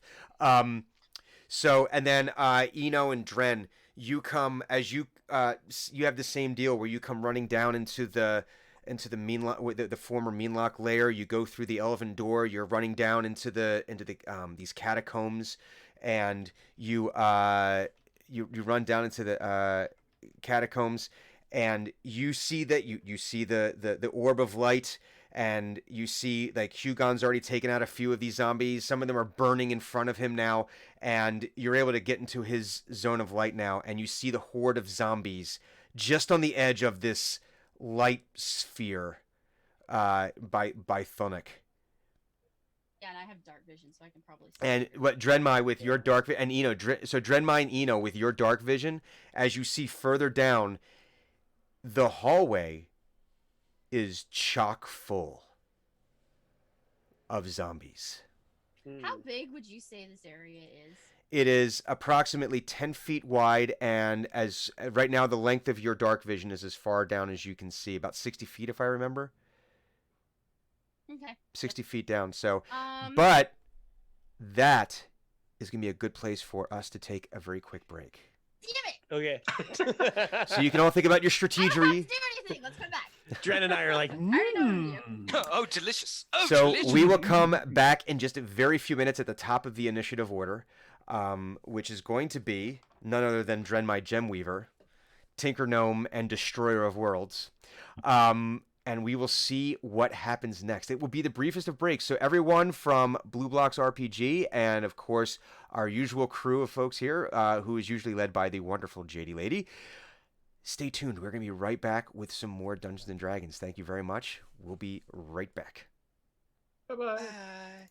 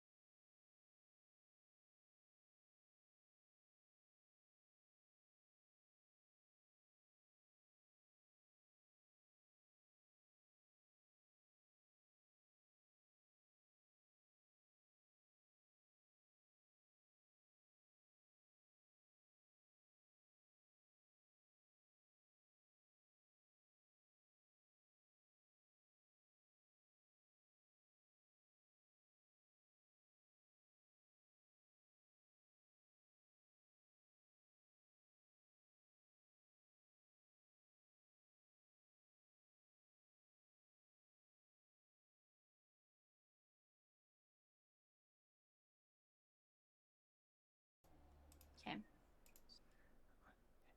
Hello, gathered throng. It is I, your dungeon master, Brian Wiggins, otherwise known as Saint Brian. Oh man, he's being extra I'm gonna- dramatic He's here. doing I'm the just being extra extra. eyebrow. You're hamming it up. You're You're so hamming it up, my brother. extra, Brian. and Welcome. oh my God. Welcome to my game of Dungeons and Dragons. Can we Sorry, have that hand Clues almost interview? gave me an aneurysm just now. Sorry. God, Did I go to Valley Girl for a you? little, just a tiny bit. And I think it would have been okay if I'd been prepared for it, but I was not. You caught me in a moment of vulnerability. This is what we like to do. We like to torture each other. It's okay. We love each other. It's so fine. much. It's fine. Anywho, when we last saw our protagonists, Thunuk had followed or had been alerted to a potato scout who had gone into the crypts, despite the fact he had told them not to go into the crypts, and apparently had been possessed by the malevolent spirit or spirits within. We're not quite sure yet. And the spirit has claimed her, Chelsea the Potato Scout. And Thunuk was trying to hold off the horde of zombies, called in his teammates, who have now arrived at his side in front of a horde of slathering, hungry, decrepit zombies. And so Thunuk, as you were, so you see Hugon, who came running up and barreled into these zombies, and you notice that he apparently is on fire, but hurt these bad things. Your spirit guardians have started slicing and dicing all of these zombies all around you, and just basically reducing them to dust. And among them, I forgot, among this group is Alexi, Eno's monk friend, who on the way of coming down, when he gets into the light, you hear the whirring of servos and of solenoids, and the arms open up again, and he's got the one arm has got like almost like a double-barreled gun of some kind, and on the other side it's got like this weird crystal on the end of a cylinder, and it makes that repulsor, Iron Man repulsor power-up sound, and he's got that out. And For those of you who are new, Alexi had some really awful things happen to us, Not him. Us. and then bad things happened to him as well. But those are secondary to what happened to us. And my private suspicion is that he had some upgrades from Ravnica installed via some sort of surgery. Mm-hmm. Do some more air quotes voluntarily. Voluntarily, yes. I'm sure he wasn't dead. Wait, is he still alive? Because if he's still alive, it might not have been Ravnica. It could just as well have been Innistrad. Oh, you're right. There are Or questions. Phyrexia. Oh, We don't know. No Phyrexia. No Phyrexia. No. Ah! There Moving are forward, I there are apologize. things there are things that happen, and so he's all armed. He's armed to the teeth. Drenmai's ready. I'm sure Drenmai's ready to just. So what are the battle poses here? Because we still have to get to Thunuk's turn here. But what are the battle poses here? Well, I'm currently being carried like a sack of potatoes. Almost, Yes. I guess so. Wee. I'm not very prideful right now, unless I'm doing like I'm having fun with it. If he's carrying me off to the side, I might be in like flying kickstands. Just Okay, so we have that. Eno's. I can also see her like going back and forth between different poses. One of them is like the Superman pose, Yeah. Wah, making whooshy sounds. wah. Sometimes both arms out. Sometimes only the one arm back here. You know. Yeah. So the torpedo. Sometimes it's I'm the like- Sometimes it's the Rocketeer. You know, both arms straight. I think I'm like holding on to the armor. Yeah. I've grabbed the armor Whoosh. and I'm Dirty holding her Diana. out kind of in front of me, and I'm That's a running. human Yeah. shield. Yeah. I love it. Well, while you're doing that, I'm you are in looking. half cover or on quarter cover. You know, it's just. Corner cover. Great. Yeah, I'm not very big, so you don't get much cover from it. So when we get up there, I'll put her down. Put the Tinker Gnome down. Drop the gnome. Oh, we have another. Okay. Yeah, got Torn another Pixie. They're not. Welcome. Greetings. Okay, Oh. so Okay. I So- thought you meant a new boss. I was like, no, stop giving him boons. no, you guys get the boons. I have to spend my dice. I can't spend them at will. I'm forced to. So yeah, anyone who's new in the stream, if you become stream boss, and you become stream boss by following us, by subscribing to us, by bits and things like that, that's going to all deplete the current stream boss's HP, and when it gets down to 0, you become the stream boss. And I am not only do the players then get a recharge of all of their specials. As of right now, Hugon's the only one that needs recharge. I then have to spend one of my Dark Inspiration dice, which could be good or bad depending on the roll of the fate die. Yeah, and then their specials, they can spend their specials anytime they want, but that also gives me a Dark Inspiration die. So, but Thunuk, now your teammates have all joined you in your circle of diminishing, flickering light, almost like, electromagnetic interference. Bzz, bzz, bzz, it's not as bright as it was before. The batteries are starting to go dead. That It's like light, a fluorescent bulb in a cafeteria. Yeah, and it makes it even cooler because I wanted, while Eno's putting me down, I want it to be in the Iron Man pose, so it's really slow motion, but me going down in the dramatic Superman pose, but it's really slow. He just But you drops see you, the just flickered pitches light. you. Yeah. Get the You hell said away. flickering fluorescent lights, but I didn't think when this whole situation, I didn't think like cafeteria. I was thinking all those horror movies from Japan where they live in the apartment building and the flickering lights means that something is coming for you. Mhm. Okay. Well, I mean, both are good. Both Yeah. are valid.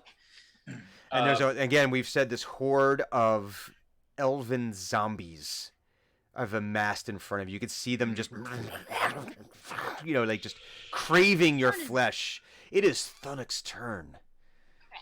It is Thunuk's turn.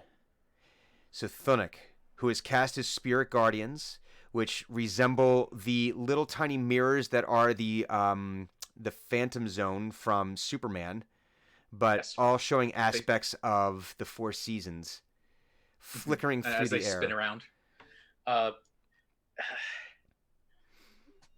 Senbon Sakura style.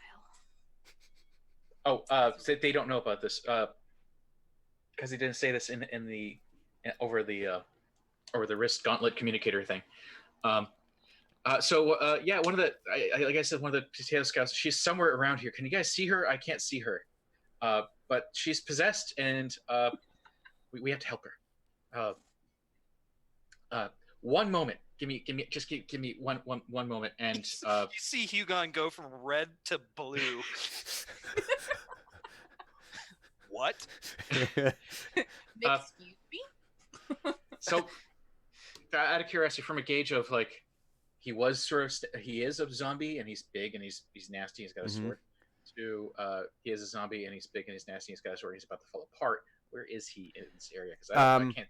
You can see that the Spirit Guardians are chipping away at what little the too tightly drawn gray flesh-like material that he still has.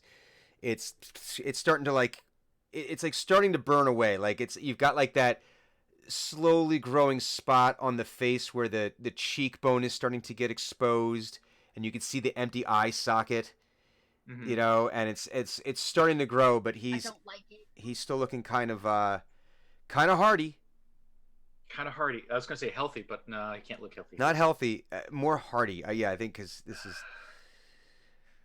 as healthy as a way too far gone past well done steak can ever look. Yeah, as he says, but just give me one second, and he brings up his hand as if there's a small bird on it, and he begins praying, Railgun. and the little hummingbird appears on his finger, The listening spectral utter the prayer. hummingbird. to him. Wait, would this be ratioed to like Thunuk size or actual hummingbird size? Is this like a massive hummingbird? Or Oh is no, this... no. This actual is size not a hummingbird? ratio. This is actual hummingbird. Okay, good. Yeah. I just got terrified for a minute of a spectral giant hummingbird. You know, it's like it's It like is a normal hummingbird that is also a flying in the air. 30-30 caliber bullet. Exactly. And casting guiding bolt at level was this 2? 2. Oh shit. You said he looks healthy, and It's Jimmy, time I, to make I him encourage unhealthy. this. I'm not discouraging any of this. I'm dissuading health in this zombie. So You're 5 building an D6. unhealthy lifestyle for this zombie. So, okay. so is this an auto hit or is this a? Or is think this you a have to roll ranged an attack. attack? I have to roll for hit. Yep, that helps before you start. Just Thank you. hey, put all those other dice down. Did you get a 20 there, buddy? 25. Oh, No, No, that it was 2. I was at an 18. Okay. Okay, yeah, that hits. That That hits. sounded like a questioning. No, that hits. Okay, I was like, that sounded like a That- Does question 25 for a hit? moment. No. No, Maybe? no, you guys are fucked. I Good. need a bigger box of this. I've been wanting to hack some people apart. Dren. Ooh, I didn't do it. it's not as good as it could have. This is a lot better than average. The real question is, do you still have chipmunks following you? I certainly hope so. 22, 23. Okay, Wait, that was the last roll. Last it roll was was the 46. last roll, No, the last Well, roll was doubled. 23. but Ah, it's doubled. Yeah, Radiant. this is okay. All right. There's so much. So damage. now we can actually go to the top of the order. Now it is Dren's turn. And Yeah. Huh? What? Radiant. Oh my God. Guiding bolt radiant. Yes. He's nothing but sparkles. It's got the so- radiant symbol next to it. Yeah, it's radiant. Ooh. Oh wow. So your little spectral hummingbird, you hear the hum, a little warmth against your finger, representing of summer and it it's almost like it just accelerates and it's like just pierces through the middle of this thing. And If I may, Mhm. I'd like it to be as many hummingbirds as dice as I have to roll. oh, I Nice. like that. So I had to Swarm roll of 5 spectral dice, hummingbirds. and 5 hummingbirds have appeared. Oh, just, I like it. It's like magic missile, but hummingbirds. I I like love it. that. love it. I love the flavor of that. So yeah, so 5 of these hummingbirds, each probably I would imagine because the hummingbirds are always just sort of shifting colors, right? That it's Oh. like they're and that just these beautiful spectral creatures just pierce into this very thing, this Beautiful, decrepit but deadly. silent but no and it just it gets kind of rocked a little bit, like, and then it oh, my mistress has plans for you. But it was Huh. rocked with 46 points of damage. Rocked it. That's it. Mhm. No. Okay. It'll be fun. I think that Uh, we need to accept the fact that this is going to be a tough fight. Drenmai. I have a, Oh. can I- So- What I what will- more? Hang on, no. What more do you want to do? He's got more he wants to do to the zombies. Please. I have a bonus action, Jesus Christ. and the spiritual weapon appears. Oh. Oh, okay. I can only really make it appear right now. Okay. So yeah, a log with a boulder on the end of it coalesces and floating in the middle of the air. Okay. Can we? Is Drenmai allowed to go now? Is there anything more you'd like to do this turn? Well, now that you mention, Well, No. actually, Your turn is over. Your turn is moving along.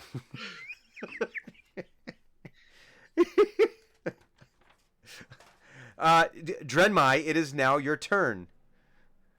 Okay, so you said it's like about 10 foot around, and then it's as far as I can see, and there's a bunch of zombies, right? Yes, zombies as far as the eye can see. One might even say it's a zombie nation. It's a zombie. Yeah, I take Okay. blame for that one. That's okay. yeah, that's You should. You should. I'm gonna drive away all of our viewers. It's my fault. Hey, listen, I'm sorry. Couldn't help it. This okay, so I'm gonna see him do lots of pew pew damage, Mm-hmm. and then how does it seem like he wasn't really even affected? No, I mean he took some hits there. He took But he's still going. yeah, he took a lick and he keeps on ticking. Okay, so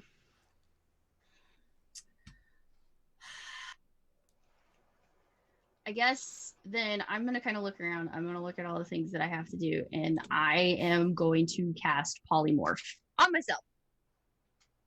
Okay. I did not know that you could do that.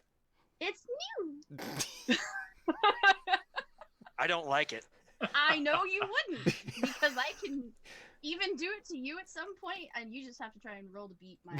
But currently, If I'm rolling you it on myself. ever cast You just roll. polymorph on me, She's gonna. kill you. I know. Why do you think I took it? All the more reason. I won't even wait for corporate.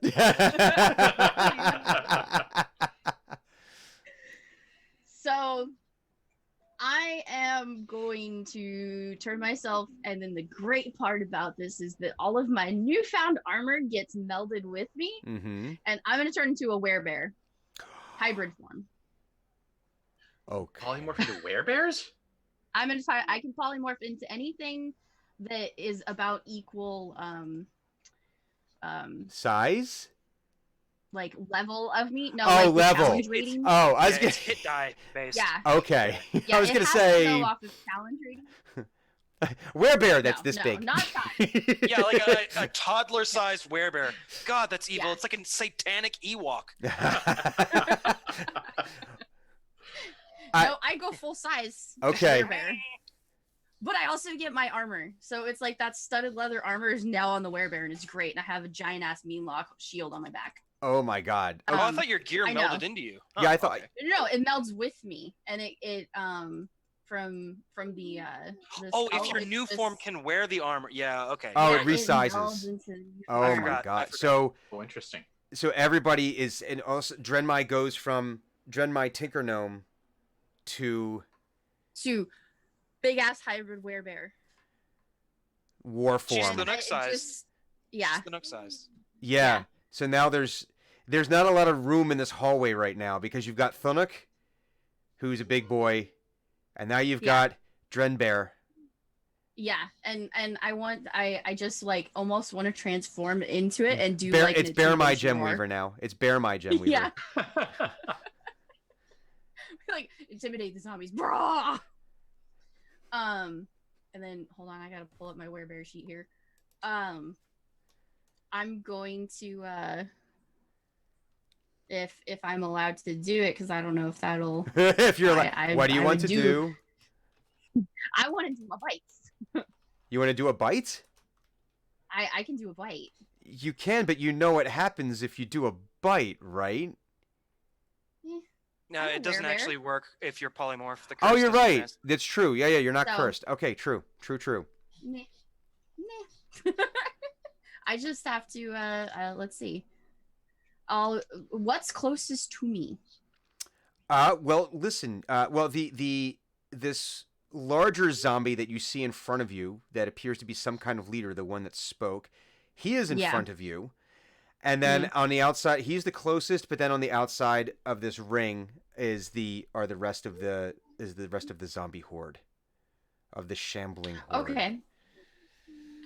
Then if he's in front of me, then I'll take my wonderful bear form advantage and do 2 claw attacks on him. Okay. Let's see if I can hit him though. Rumble, rumble. Yeah, see, Hugon should like this because it even says in languages can't speak in bear form. That's Hugon A is incapable of 24. liking anything right now. that's probably true. That's a 24 to hit. That would be a hit. Okay.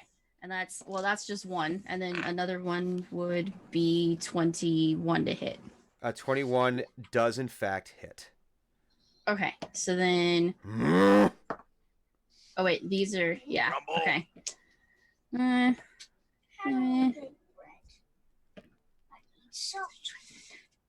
Let's see some damage here. And I have to add, and then I have to add +4 to each one of those. That's 34 to hit. Or 34 to Jesus Christ. Across 2 attacks. Yeah, across Nice. the 2. He's so just these big paws just come out and maul this thing. And if there were flesh, like actual like living flesh in this thing, there would be a bloodbath of just spattered flesh everywhere. But as Just of right that now, leathery aftermath of it flesh. is. It's just being torn asunder, and the armor is falling away. Like it's almost.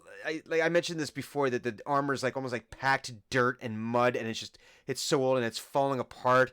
And like one of the limbs is just rendered almost completely useless. Part of the jaw is missing now. It's attached to my paw. I shake it off. Just, Yeah. so, and it is not looking good right now for this thing. Hugon, your turn. Mm-hmm. What I think is- it's time to clear this mosh pit. the flaming Okay. Hugon. Yeah, Blue Flame Hugon. He's real mad. He's gone Super Saiyan. Yeah, a little bit. Can I visually give Hugon hair that goes whoosh? No, The Hades hair. I don't want that. No, to happen. I imagine this is more like the Ghost Rider flame, but Yeah, like the mask is the only physical part of his head. where like, but the flame is always like too long and like blowing in this invisible wind. So it's Sure, I can be okay with that. But like those bodice ripper books. No. If you look not at like Fabio, no. no. But if you look at like Ghost Rider, there's times where you get like the longer shot Oh. where he's getting right, and it's almost like the power The of extra drama. the Mhm. power of vengeance, where it's just like blowing, the flame is blowing away, but it's just all Okay. the flame. I'm gonna make a lot of attacks. Of course you are. Is our boy still guiding bolted? That's a one-time thing. Yeah, Oh, it's is that a one-time It thing? is a one-time Okay. thing. Yeah, it is not. It is not a. So Dren used that up. But he has been passing his. No. But guided bolt is just basically magic missile, but for clerics. If Yeah, I understand. Right, but it adds advantage oh, does it? against the creature. Yeah. Oh, well. You know, I think I forgot that. Let me double check. Well, then Dren would have Hmm, used that I up. wonder if I would have blomped on it. Too It's late. too late. Your I'm attack's not- already happened. I know. No time Just travel. rolled a 20. Next attack roll made against this target before the end of your next turn has advantage. Next All right, attack so roll. that So yeah, was- Dren. Yeah, that was Dren's, Yeah. but So they look like they've got this big boy under control. mm-hmm. I'm going to start hacking a path through this horde of zombies Okay. to whatever end. I have no idea where I'm going. I just know that I must go forward. I like it. So, Wade on in. oh yeah. So this is great sword time. It's a great time for a great sword time. I got a Uh, feeling that okay. it's time for a great sword attack. No, please. No, thank you. That's okay. Oh, you know what I need to check? Okay, yeah. Okay. So first attack. Dog attack. Uh, Dog t- attack. Total of 22 on the first hit. Okay, that hits. Okay, and before I deal damage, Mhm. I will expend a superiority die. Okay. I expend a superiority die and automatically hit anything next to it. Okay. Any one creature next to it. Okay. So you hit one zombie, you hit the one next to it now. So you're just So- now is this Hugon just basically coming in and just doing Oh, he's wide? just- this is Just crowd control. wide swings, just hacking things in half. So we're doing That's- like the signs thing where it's like swing away. yeah, or I'm Oh, trying to yeah. think of trying to think of an appropriate look to this. Okay.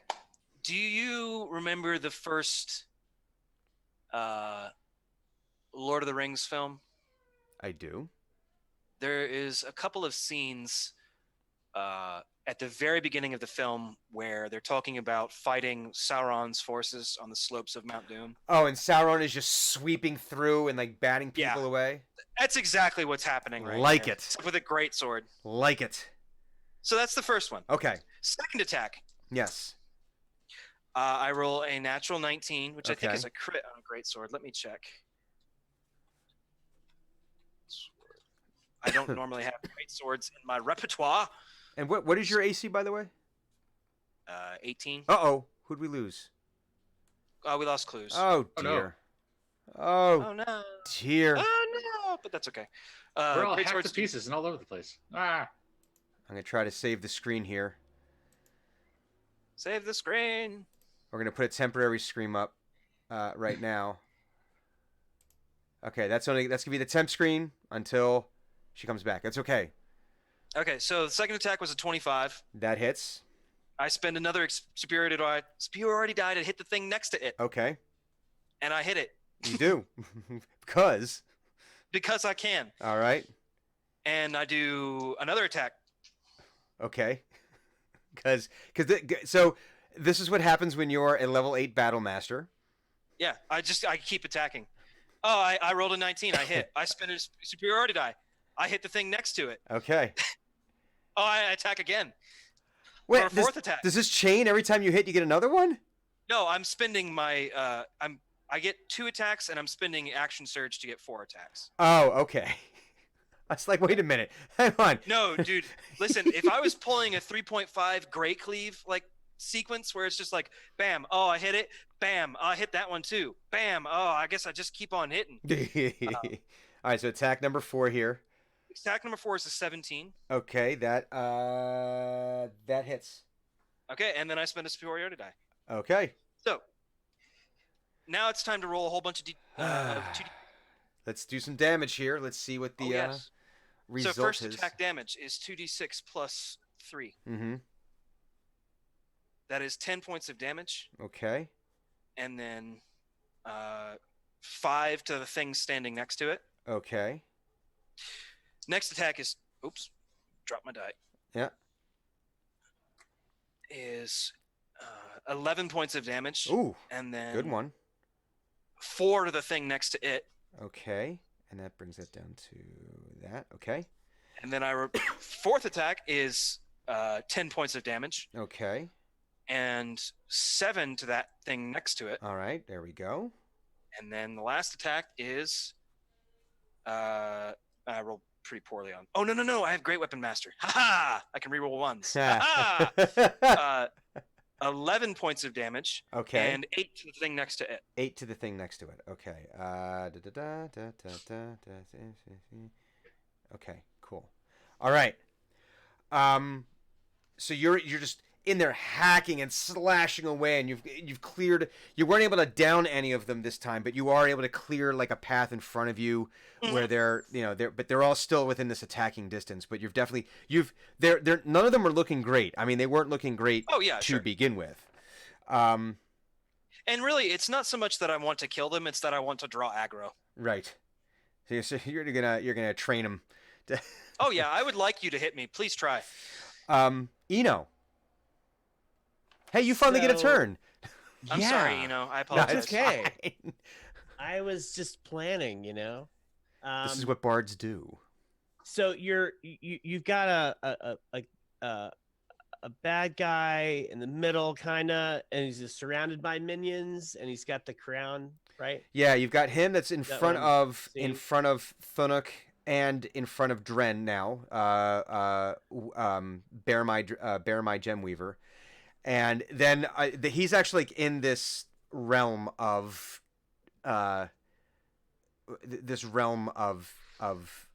guardian spirits and getting into it, getting Okay. into a little bit of a fight here. Whereas Hugon is now waded off into the darkness and is starting to hack and slash at the ones at the edge. Okay. So Eno has his loot at the ready, and I'm looking for a 10-foot sphere Mm-hmm.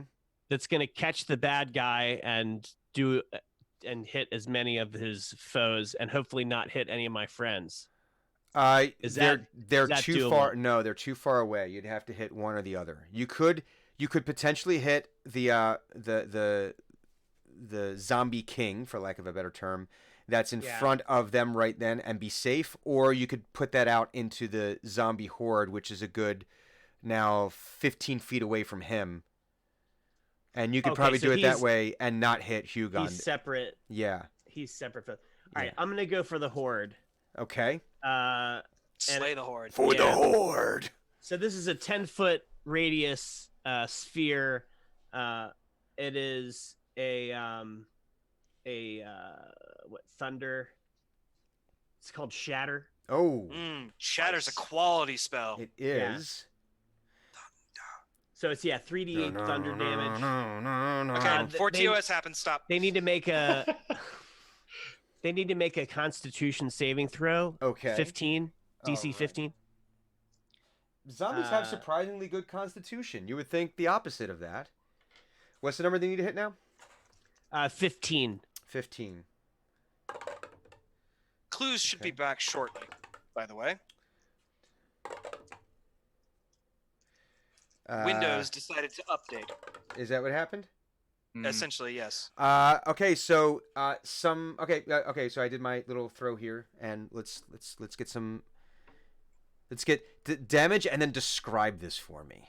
So the damage roll is 20. Jesus Christ! Holy crap! Pretty good. Yeah. And now, are you Awesome. casting this right where, like, right on the edge of where Hugon was attacking, or are you going like deeper into the horde? I'm trying to catch as many of them as possible. Well, I mean, it is a so- target-rich environment. It's just a matter of which targets Yeah. you're going after. I'm basically just going for the middle. Okay. All right. Just So okay, and it does 20, and then what 20. happens if they make it? Any saves, it's half damage. So Okay. it's 10 damage if they make their save. Okay. So he basically plays this like minor diminished chord on his lute. It's like, but it's really really loud. Okay. Like it's able to project like out, and Feedback. You There's know, like almost in like the the- in the- feedback from the amp. it's like this. And in the middle of the group of zombies, there's just this loud crack of. Okay, it. I like this.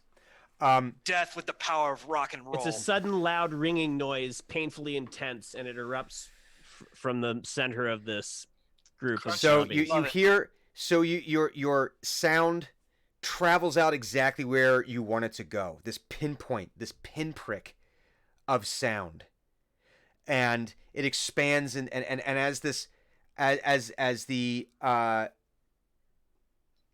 this ungodly off-key high-pitched note grows, it grows off into the darkness, and you can see, because you have your dark vision, you can see as there's almost like a vibration, that you can see a subtle vibration within these zombies. And then but it does sound a little muffled, because this is out in the darkness and in a strange way, and it almost drops into like a deep discordant bass note. But as this happens, you see 1, 2, 3, 4, 5. You see 6 of them vibrate from the top down and just crumble, like almost as if they were made of sand. And then you see a large group of them. You see them taking damage, like where like they're vibrating and like a part of like a finger and an arm falls off, or like you can see like some of like the rotten flesh falls away and it's exposing bone. You can see some of the cracks in their armor now from the rest of this attack, and they are not looking good by any stretch of the imagination. Oh, And now do I Clues is back. Clues is Clues back. Hey! now do I Yay. see any of my friends? Do they look hurt? No, your friends are fine. They look okay. Your friends are fine. You had some good accuracy with this. Your skill as a bard is renowned. Singer Eno, singer of the world song, was able to properly place this note. But is now That's all I do then. that's okay. You have nothing more you want to do in this turn. Yeah. You're good. All right, listen, this was a quality use of a spell. It is now Alexi's turn, and he fires once with the guns that made the guns for the meta, but it's these, you hear these loud bang, like almost twin cracks as there's these puffs of smoke and explosion out of his right arm, and doesn't really hit anything on that one. But then the other one, you hear like a discharge, like of the again, the closest thing is it's like the disruptor, like Iron Man's disruptor's going off. And he's not able to hit anything, but you see the disruptor. It's like this bolt of blue energy that like pulses down the hallway, and as it goes, you can see that beyond this group of zombies that you guys have in front of you, it seems like the hallway might be empty now. That once you get through this horde, it's lit up enough. And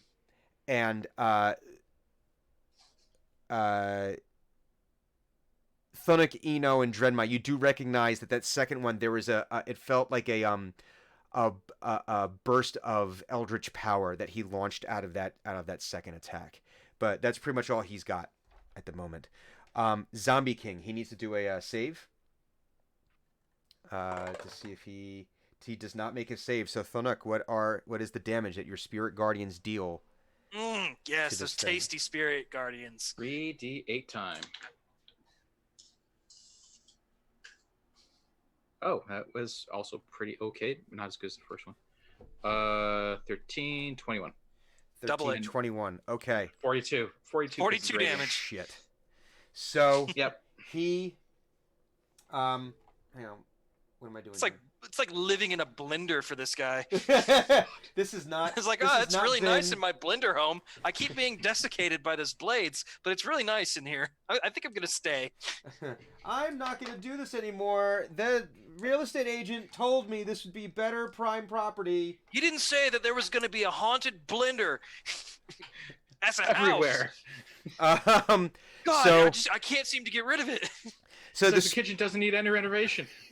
There's no kitchen. I am the kitchen. I am the renovation, and the spirit guardians. It's almost like when mosquitoes realize that there is a source rich with blood near them. If you've ever, okay, there's people that you know in this world that attract mosquitoes.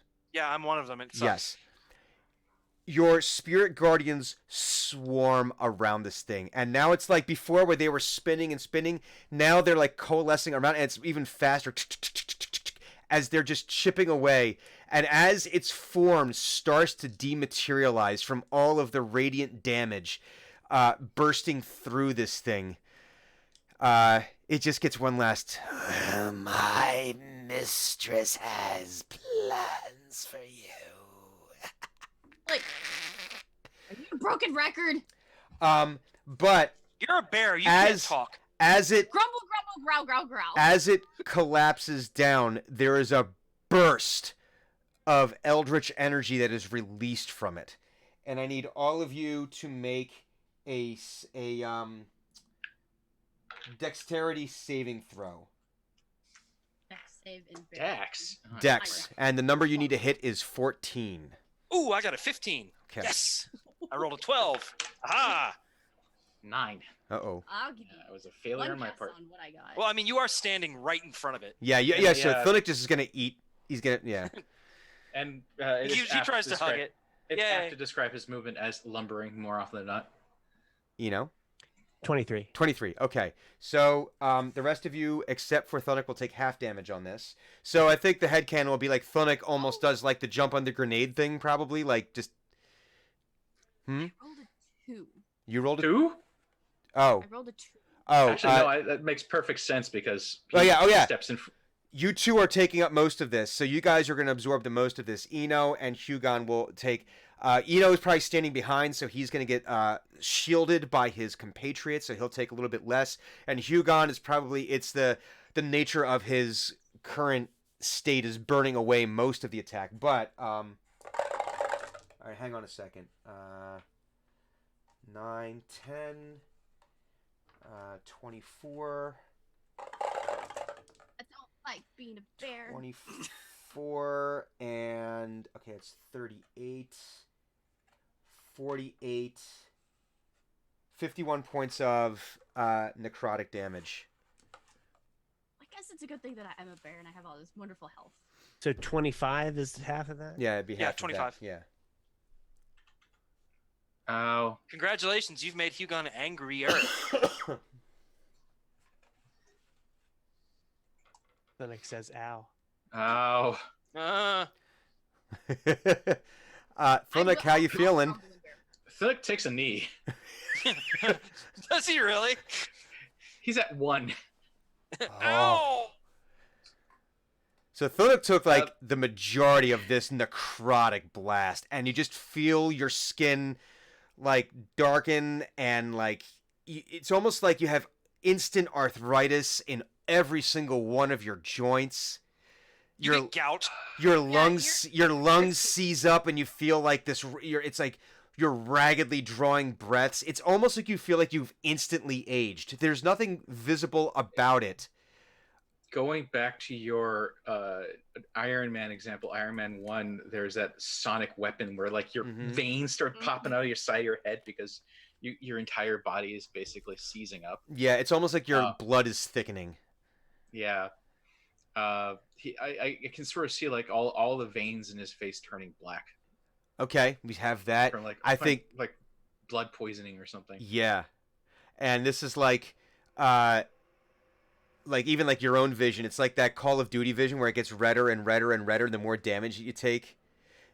It's I gotta sit down and heal. Yeah, it's like you're I'm prone. So Drenmai, how you feeling? I do a sit. I'm okay because I have. As soon as you stop being polymorphed, you don't. I'll be less okay, but it's not So terrible. this isn't like Wild Shape where your alter form tanks all that energy and then you go back and you tank whatever's left. This is No. When I go back, yeah, I revert to I return to the hit points that I had before I transform. Okay, and then if there's anything left over from the initial attack, that's when you would absorb that. So in other words, if you had polymorph is one of those. if you had 10 hit spells. points left and you had 20 damage, your polymorph would go away and you'd only take 10 more damage to your actual person. I think so. Okay. So, but Bear My Dreamweaver is not feeling too good. How you feeling? Because it was what 50 something points. I have 135 health. Oh God. points. Okay, so you're like, oh no, I'm fine. That's why I just do a sit and I kind of like. Well, there's still zombies around, so. And they just all got healed by the necrotic energy. Yeah, I'm that in just mind. grumbly. I'm a grumbly bear that does. Grumbly sit. bear. Well, I'm not bloodied. you're not bloodied.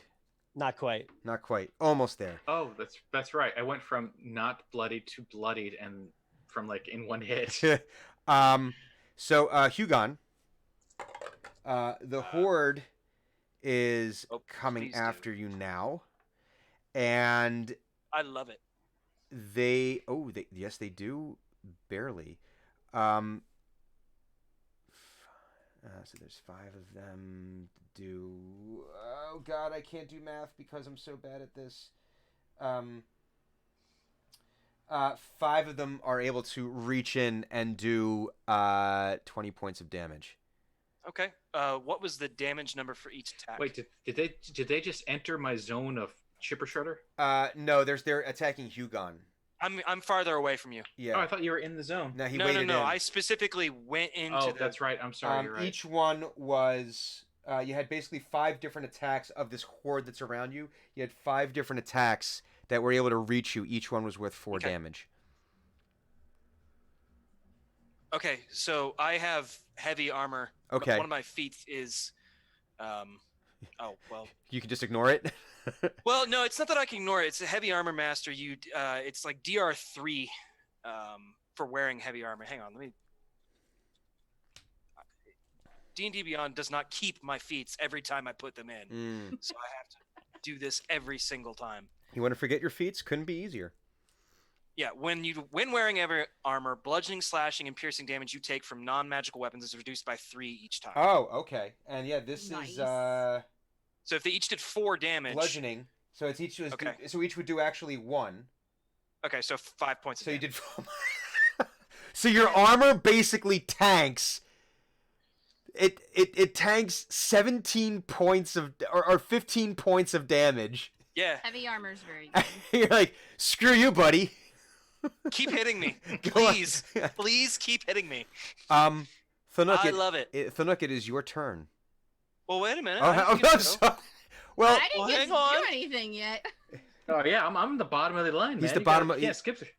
I'm at 4 still. No, for my initiative. well, wait. Was there? Well, let me ask. Is there an action that Hugon can take during that attack? They're already in your range, so it wasn't like they stepped into Oh, your you're range. right. And I don't have a polearm anymore. Yeah, you don't You're have right, a pull you're on me, right, great you're right. sword. So, okay, just wanted to Okay, make sure. no, you're fine. Control. Thunuk.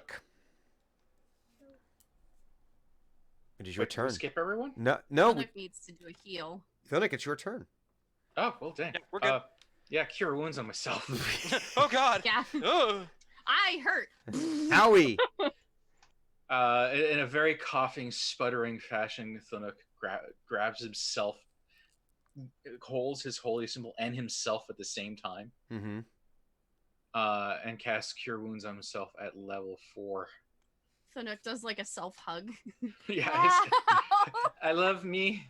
I, I'm a good person. I'm a good person. I'm deserving of existence. And Cure Wounds, 4d8 and a +4. Okay. Poor sweet capybara boy. My God. Oh, where do these amazing D8 rolls go? You used them all up. I used them all up. Okay, so that's 13 points of health. No, sorry, 17 points of health. Okay. Off of 4d4. So Or that D8 gets you rather. to 18. That's better. It's better than being dead. So Yeah. as your healing settles in, it's like a refreshing spring breeze blows through your soul. Reveals your soul's freshest layer. You feel like some of that tendonitis has started to move away out of your joints a little bit. The black has started to retreat, has started to recede. It's still there a little bit. You're still feeling a little pale. Does he have the dad groan as he stands up? Oh, there's definitely a dagger. It's like, oh, one of those. Like if you were to lean over and pick something, it'd be, one of those when you go to. But in reverse. For the rest of you, Thunuk is still looking barely like death warmed over at this point. If you know the look of someone who is like absolutely been kicked in the face by the flu, that is how Thunuk looks right now, and probably how Thunuk feels right now. Because even with that little bit of healing, you're like at flu, like at its height level, without the nausea. Well, maybe there is some nausea. I don't know. Maybe there is. Who can say? Who can say? Is there anything you would like to do with the rest of your turn? Oh yes, I summoned my. Holy Yes, weapon you have before your- Everything went crazy. You did. You have your holy boulder. Boulder on a stick is going to go flying at the nearest enemy. What is the range on that? 60 feet. Okay, you're fine. Go for it. As long as it's within 60 feet of me, it can hit it. And so, is this you want to attack one thing with it? Yeah, it's Okay. just a weapon All right. attack. It's a spell-based weapon attack. Okay. 17, 17 hits. and that is spiritual weapon is a D8 +4. 12. 12. All right, and is that radiant? No, it is. What is this? Force? Force. Force damage. Okay. So, all right. So that zombie that you hit is dusted. Kapoof. Cool. And okay, that concludes your turn. Back to the top of the order. Drenmai Gemweaver. So we're kind of like in a tunnel, right? And there's still zombies. Oh, there's down. zombies. This target-rich environment still. So I'm gonna make an argument for some PRBS here. Oh God. All right. First the werebear, and now Patrick Rothfuss bullshit. Okay, Yes. here let So spit it. Here's my thought. I got owied, Mm-hmm. and now I'm kind of in like ragey bear mode. Mm-hmm. And it's a tunnel, and I take up a fair bit of this tunnel. Mm-hmm. So I'm gonna say if I can take my movement of 30 feet Mm-hmm. and charge down the 30 feet, Okay. and kind of that would then entail some bashing of zombies into walls that has a little bit of damage. And then as I'm going down there, I will do my 2 claw attacks. So I'm doing my movement and my attack. So basically, you're Down gonna try the to. hallway. Okay. I want to charge and just. All right. We're gonna through the do a zombies. contested. We'll do a contested strength check for every 10 Okay. feet that you want to go. So there'll be 3 contested strength checks, and that'll determine whether you're able to continue moving through or whether the zombies are able to gum up the works a little bit there.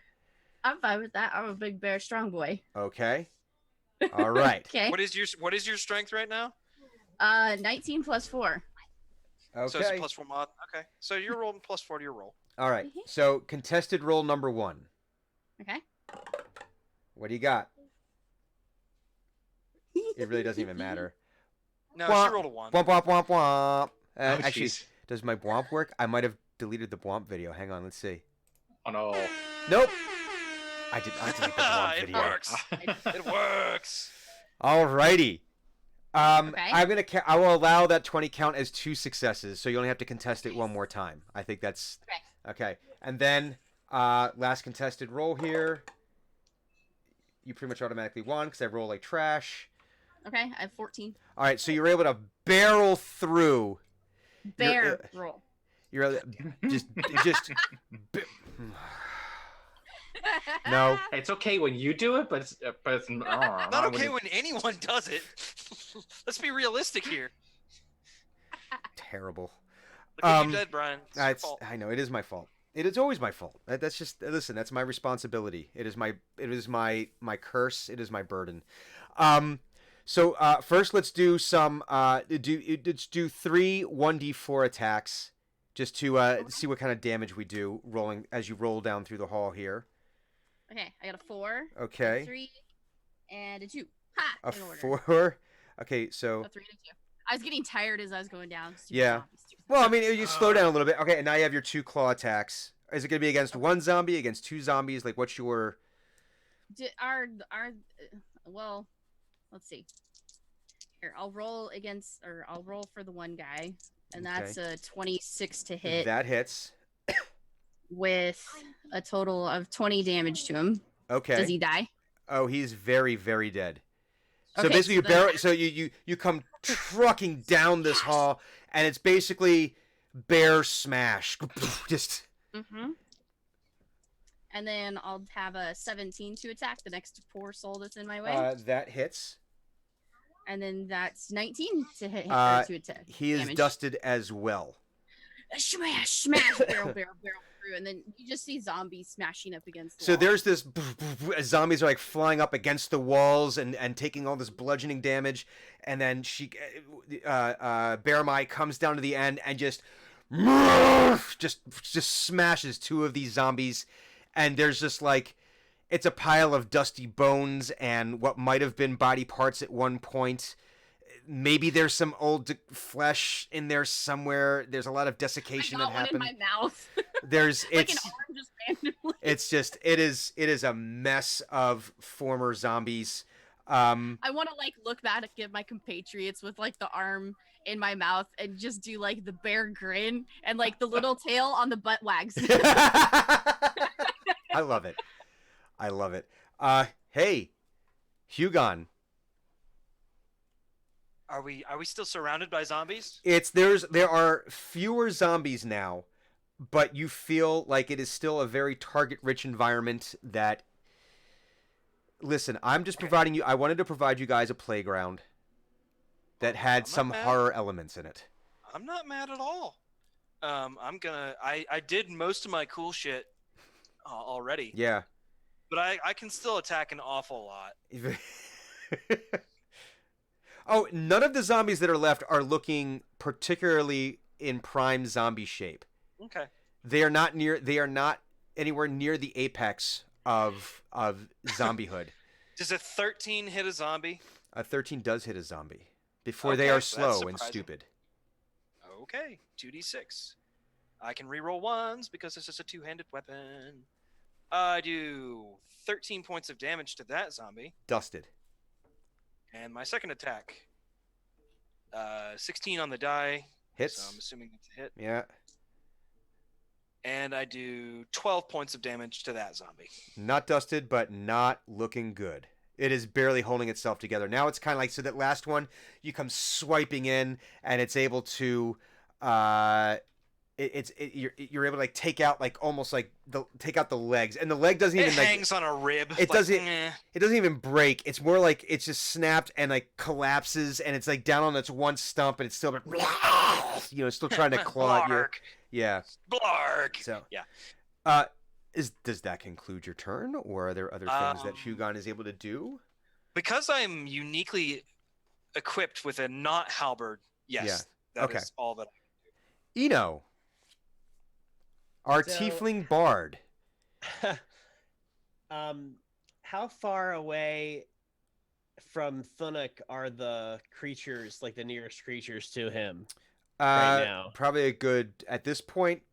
We're looking at probably 25-foot radius, or 25 feet away or so. Okay, so there's no creatures right near him. No. Like there's nothing right near him. All right. So I wanna target the front line, Okay. and I'm gonna target like one of the zombies in the middle of the front line. All right. And this, he hits this like A sharp on his loot, and this shard of ice appears in his hand, and he throws it. It's a 60-foot range, so he throws this shard of ice at the zombie in the center, and that zombie needs to make a dexterity saving throw, DC 15. Yeah. No.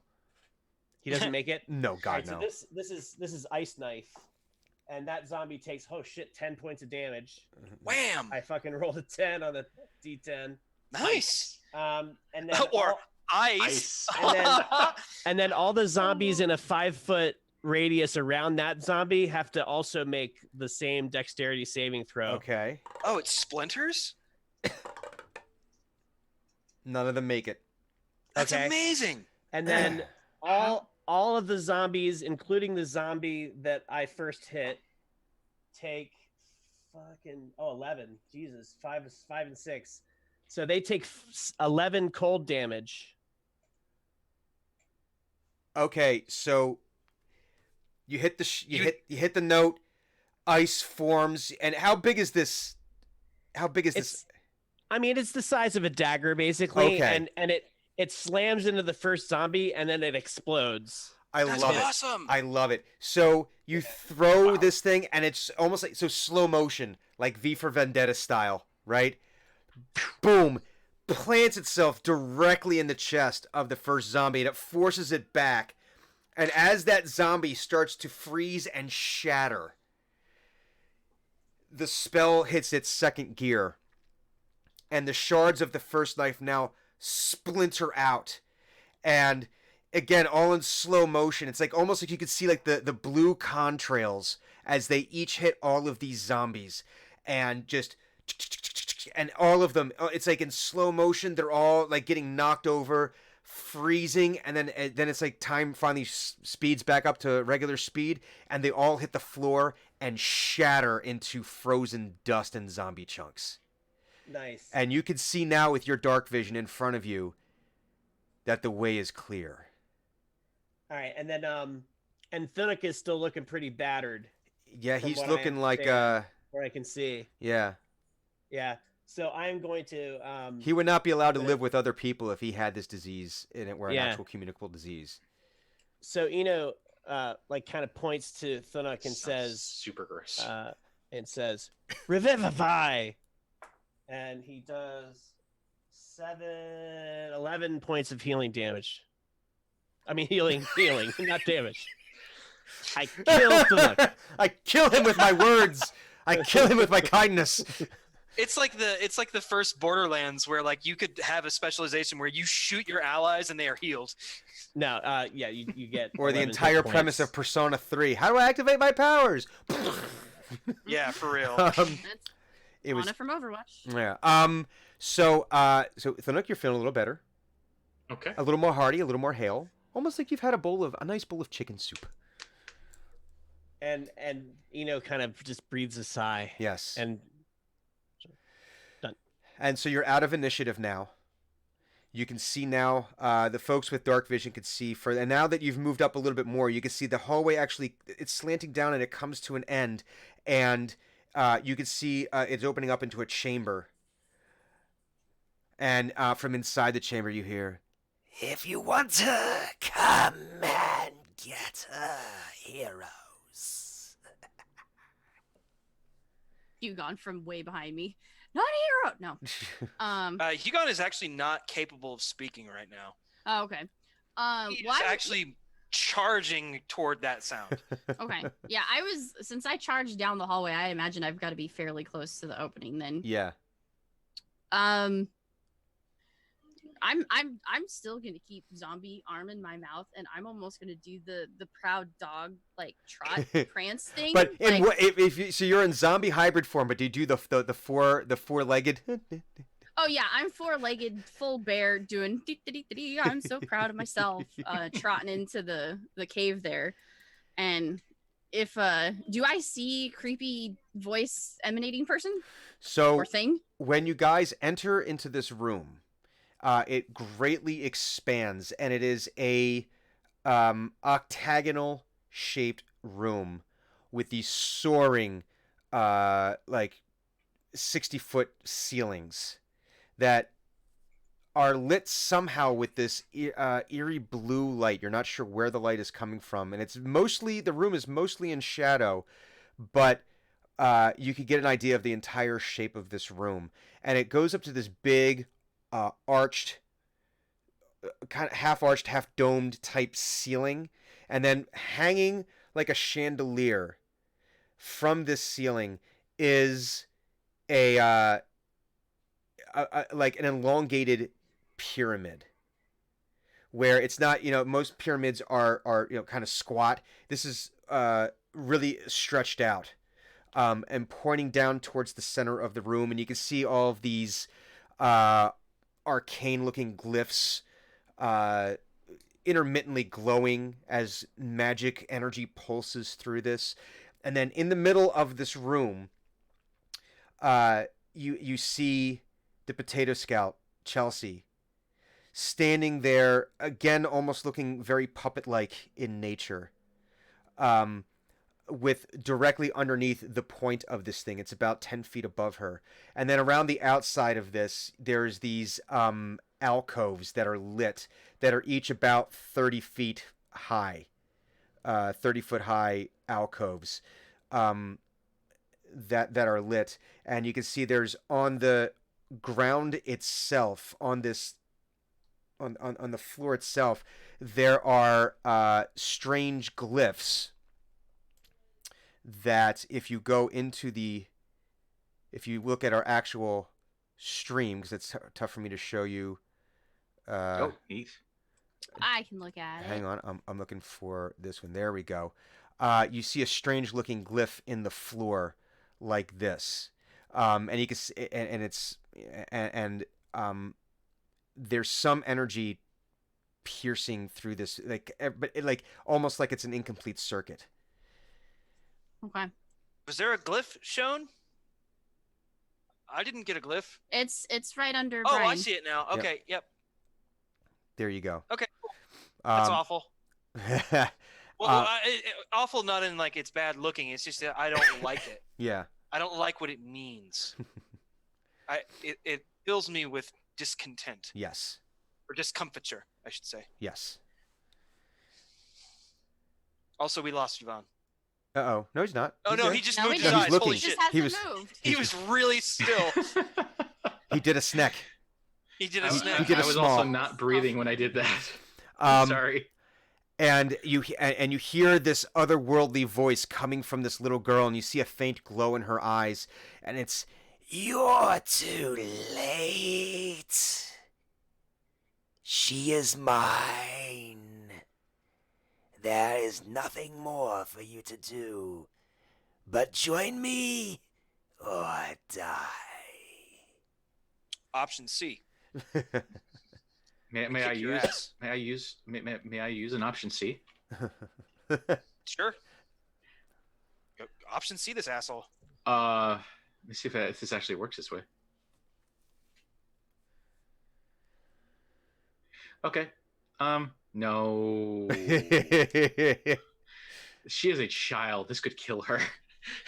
Yeah. Don't let's not do that. I was going to use Wall of Wind and basically force her towards us, but that's 3d8 bludgeoning damage. Even on a probably bad not- roll, even with a save and a bad roll, that would likely kill a child. Yes. So, Okay, so Is she floating though? Just for just the Or is tips she- of her toes are like barely Okay. touching the floor. and this pyramid thing, Mm-hmm. I just so that I'm clear, because you said it was an elongated pyramid. Yeah. Is it coming down from the ceiling or up from the Yeah, ground? the base, the flat part of it, like the base, is up at the ceiling, and it's hanging down with the point pointing down towards the ground, about 10 feet above, Chelsea, the Potato Scout. Is Chelsea the one that's talking? It's coming from who's- her, but this is very obviously not Okay. this is something else. And you can hear a hum and a very low, deep hum pulsating through the room. It feels like arcane energy pulsing around. All right. Eno says, well, what are you selling? What do we get if we join you?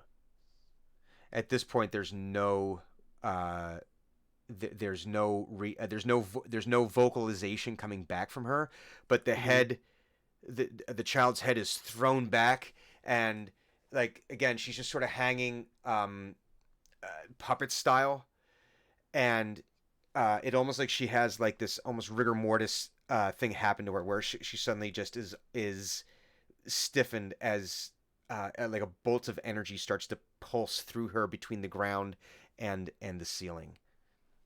What are the health benefits like? Is there any? Antagonize the eldritch energy. Because I'm listening. I don't hear any benefits here. What's the deal? What are you trying to do? Thunic, give me a perception check.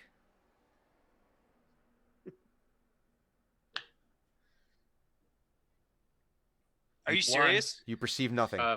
Plus a 4, so that's 5. You perceive nothing. Okay. I am trying to figure out how Hugon could convince the rest of his party to throw him at the pyramid Without speaking. because he can't talk. do we see the talking come from her, or do we see what is talking? You see, we have a new stream boss. Uh-oh. Rush Um, Dark Shadow. Rush Dark Shadow. Rush. Hey, Drenmai, can I have a fate die roll, please? Damn it, negative. Negative. Oof. You cannot see. You cannot see. Anything else coming from her. I mean, there's obviously something that's taking control of this little girl, because this is not the Chelsea that anyone has ever But known. her mouth didn't move. She's not the one that talked. Her mouth right? is moving, yes, when she's talking, it. but it's more, again, it's more puppet-like than anything else. Well, I'm just trying to determine if it's something in her or if it's something outside her controlling her. Hugon, your flames dissipate. It's almost like something has sucked the hate that fuels this power of Delotha out of you, and it flows through the ground in this weird, circuitous way through the various symbols on the glyph here. And as it's going, Eno and Drenmai give me perception rolls. It goes, but it gets sucked up into the girl. Ah, I have an idea. And you feel like almost a sense of almost exhaustion fall over you as this happens, because this was really fueling your battle abilities, and now it's almost like a weariness has set upon you. Yeah, for sure. 12. 12 and Drenmai? As a bear, that's gonna be a 10. A 10. You don't really notice anything, but Eno, you notice that the pattern in the ground appears to be broken up. That as it flows, you can see that this pattern in the ground is not the configuration that it is supposed to be. Are we talking about the glyph? The glyph that you're in the ground. As you walked in, you saw the ground Okay. that's taking up this entire like chamber. Okay, and it's different now than when we came in, or Is that what you're No, saying? it's the exact same it was, but you just the pattern itself, and you actually can see that there's concentric rings that this pattern has been set into, and they're not aligned properly. So I actually noticed that there's a flaw in the way Yes. the glyph is. Hugon, give me a insight check. Okay. I'm pretty okay at that. I have a 19. There's something peculiar about the alcoves that you notice. You're not sure exactly why it's drawing your attention, but you also feel a warmness in your pocket. Oh, I don't. Not that kind of warmness. Not that pocket. Not that. What's in my pocket? What is it? Okay. All right. What's in my pocket? It's the acorn that you received when you received your induction letter to Acquisitions Incorporated, and it feels as Okay. though it's warming. And Acorn. not the acorn, the the golden pine acorns. No, the Pine pine cone. cone, the Pine pine cone. cone. I'm sorry, the Okay. pine cone. And it feels like a lodestone that navigators have used prior to this, and it feels as though it is drawn to one specific alcove. Hugon would be like, no, he would probably, that's not really in a good state of mind. So he would like hold the pine cone in his hand and be like, he'd show it to everybody and goes, the alcoves is what he would say. And then he'd charge off to go to where the pine cone is drawing him. Okay. So when you get, Um, I'm sorry, go ahead. okay. Go. Well, if he's going somewhere, I want to unpolymorph and then go back to normal form and chase after him. Be like, what? But he's You're gone exhausted. as you're running away. So And also, you're an idiot because he yeah. the alcove.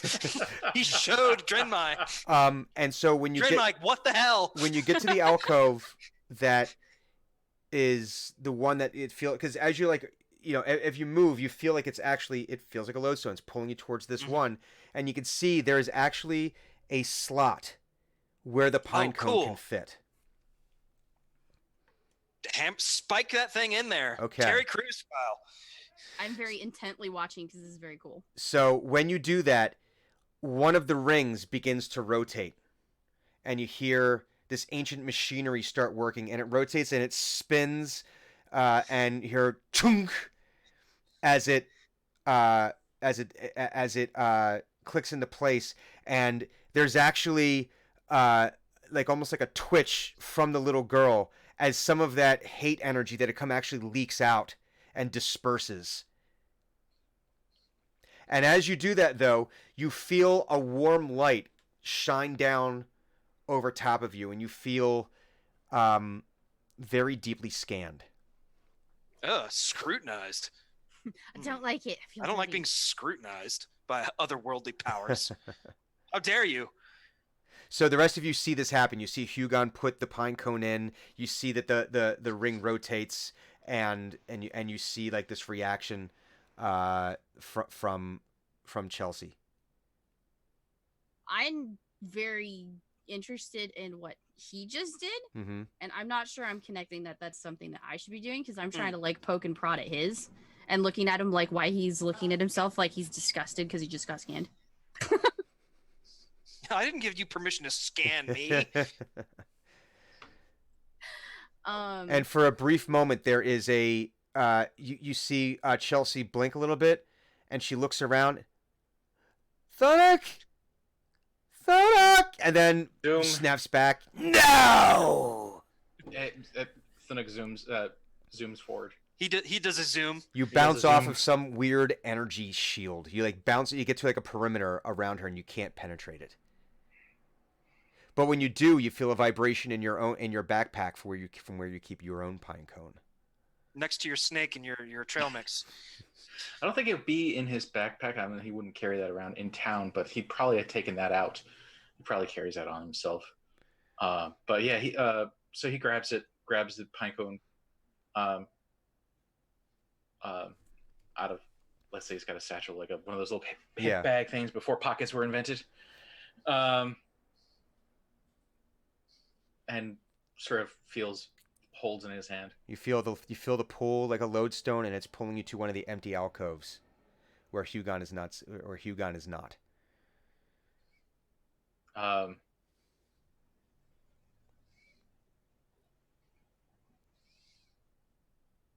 He looks at Chelsea and he's like, we have to help her, but the stone is pulling me somewhere. Not the stone, the pine cone. Hey, can you guys get in there and try helping her? Put it in the alcove. But okay. Go. But okay. And he Hugon is like dead tired. He's He is, so like- annoyed. Like leaning on the sword. Thunuk sort of jogs. Jogs over to the alcove. You know that run that is you feel like you should be somewhere else, but you're cautiously running away from that something else. That sort of jog. So he gets over to the alcove. You see the little port where your pine cone can fit. It sort of gently place it in. It goes in, and then then that middle section of the floor rotates and clicks into place. And once again, more of this energy leaks out again and is drawn out,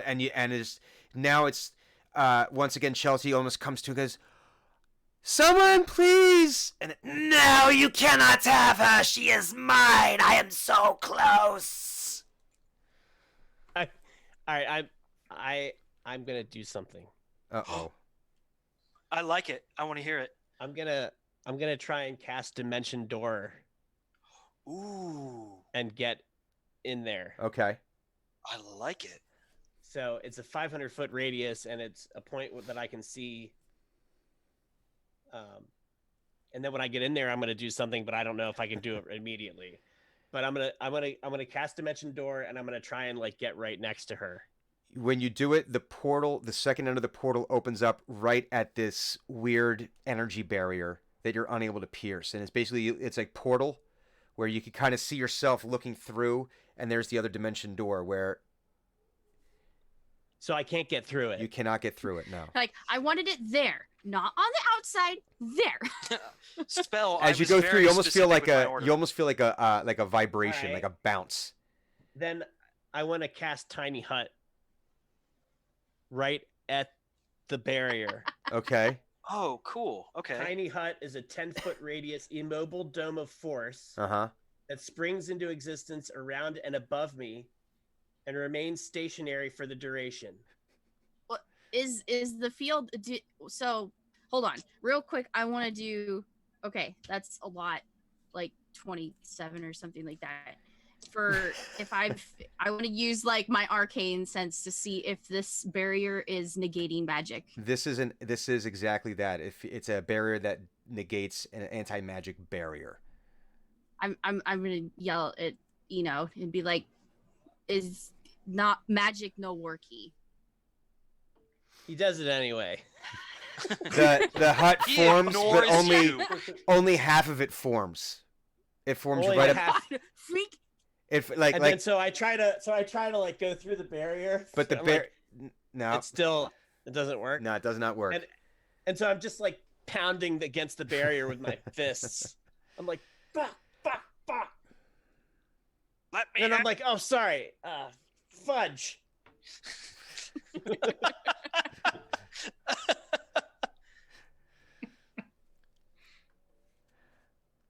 But alas, nothing gets through. You're not able to get through. Okay. Yeah, so, can I do an arcana check? An arcana check? You can do an arcana check. Can I do a magic arcana check that fixes everything? Oh shit! Actually, that's pretty good. That's 23. What is it that you're checking I- for? I want to know if there's any non-magical way for me to get through this barrier. You think that the barrier itself would need to be disrupted by some other means. You're not seeing a physical way to. You'd need to find a way to dissipate the barrier. Okay.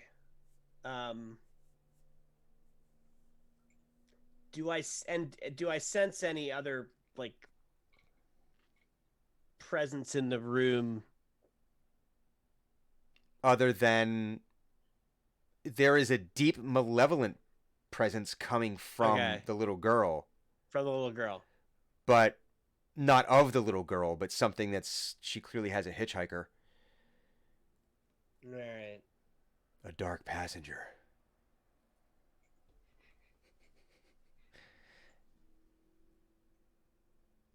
Dread my perception check. Wait, I'm better now. You are better now. I'm not a bear. You're not a bear. Okay. Bear mode off. Bear mode. Kill off. 9. Bear mode E exe. 17. You feel a vibration in your pocket.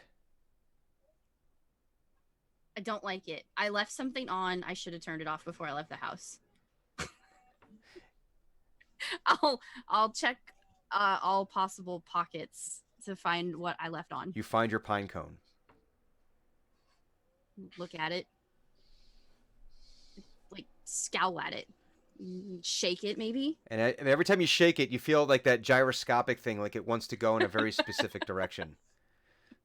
I'm gonna be more intrigued and shake it up and like which direction that it's doing it. And you're able to. It's one of the alcoves that does not have Thunuk and does not have Hugon in. I'll probably get it at that point. Like, oh, okay, I saw Hugon do this. He's mentioned something about alcohols. And, yeah, look at the pine cone, line it up really good, and then stick it in. When in doubt, stick it in. When in doubt, stick it in. So you Yeah. do that. You reach up, Camera. boom, in, and then the outer ring of the room rotates. Chunk. Ancient machinery clicks into place, and then you feel yourself very deeply scanned. And once again, you see like there's a fluctuation in the energy of this barrier, a fluctuation with the energy that's pulsing through the little girl.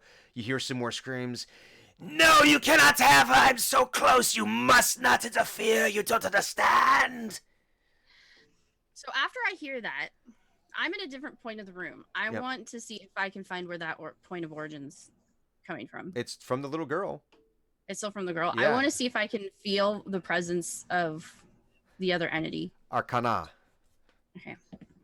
Ooh, Arcana. Let's pull that up. That's a good one. Arcana. 1. Damn it. Arcana. No. Arcana. That's 24.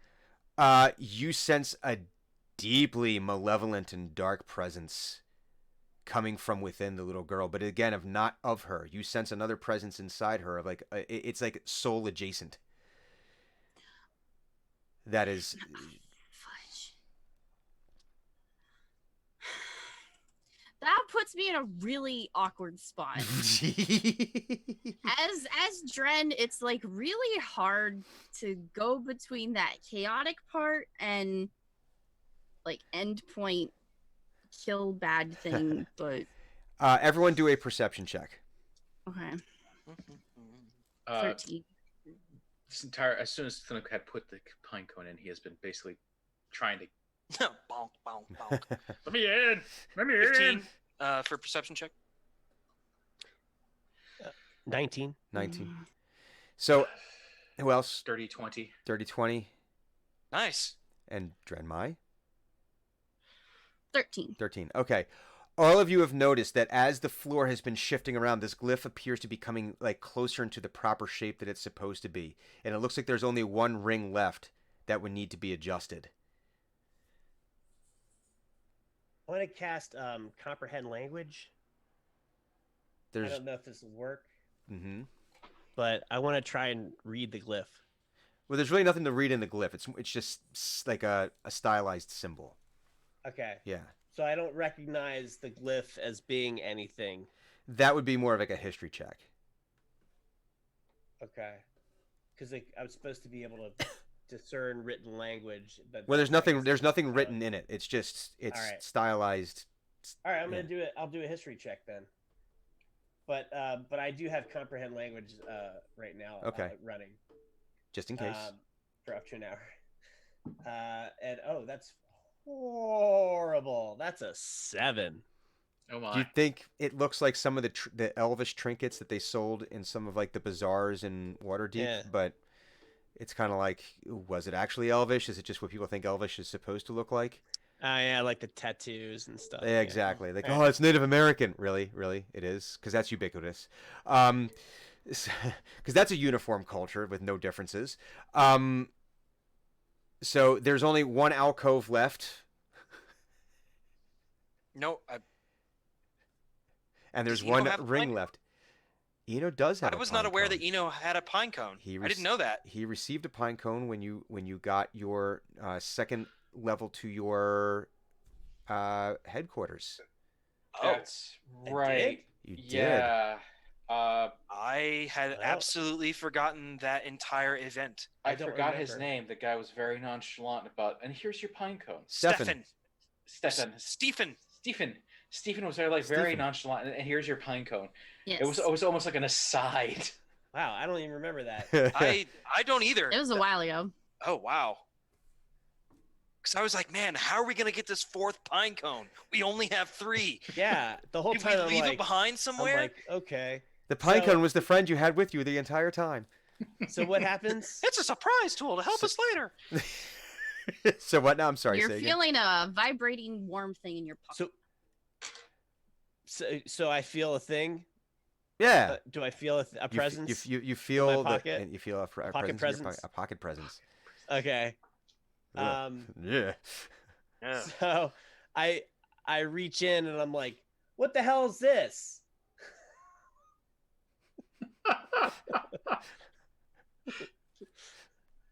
And I'm like, when did I get this? Hugon can't even manage words. I was about to say, how frustrated is Hugon that he's just gonna throw something? he at is someone? like head against the pommel of this sword, like just begging it to end. Just either let me die or let this work, please, for the love of gods. All right, so he goes, am I supposed to? And he walks over to this empty spot and he just jams it in. It's Eno's. It's how Eno goes about life, really. Yeah, he just jams it in. Just ram it on in there. So the final piece of the floor rotates into place. Thunuk, when you see the symbol, you can see that it looks like the symbol of the 4, Oh, and you feel like a synergy between it and your holy symbol. And you feel this like it only needs to be asked. You feel as though there only needs to be an ask, a question, a request made.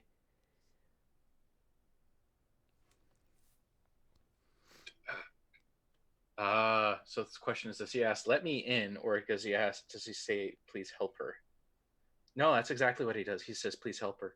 I was about to say. He holds his medallion. He's like, he's super distraught and scared. He's like, please help her. No likey. No likey. And And he's speaking to the 4. and as you do that, you feel your symbol glow and warm at your hand, and this green energy flows up into the symbol and fills in all of the designs. And you can see then this green energy flows throughout the room, and what was formerly like bluish purple light that had been glowing in there shifts to a very spring verdant green color. And you can see that the arcane symbols that have been sort of pulsing and flashing within the pyramid, they all start to light up and glow green, and the barrier drops. And you hear as That hurt my throat. as this shadowy being is leached out of Chelsea. It's like she's struggling. It looks like she's holding on as much as she can to try to this creature's trying to stay attached to Chelsea, and finally is drawn out and flung up through the top of this room, screaming the entire time. And Chelsea collapses onto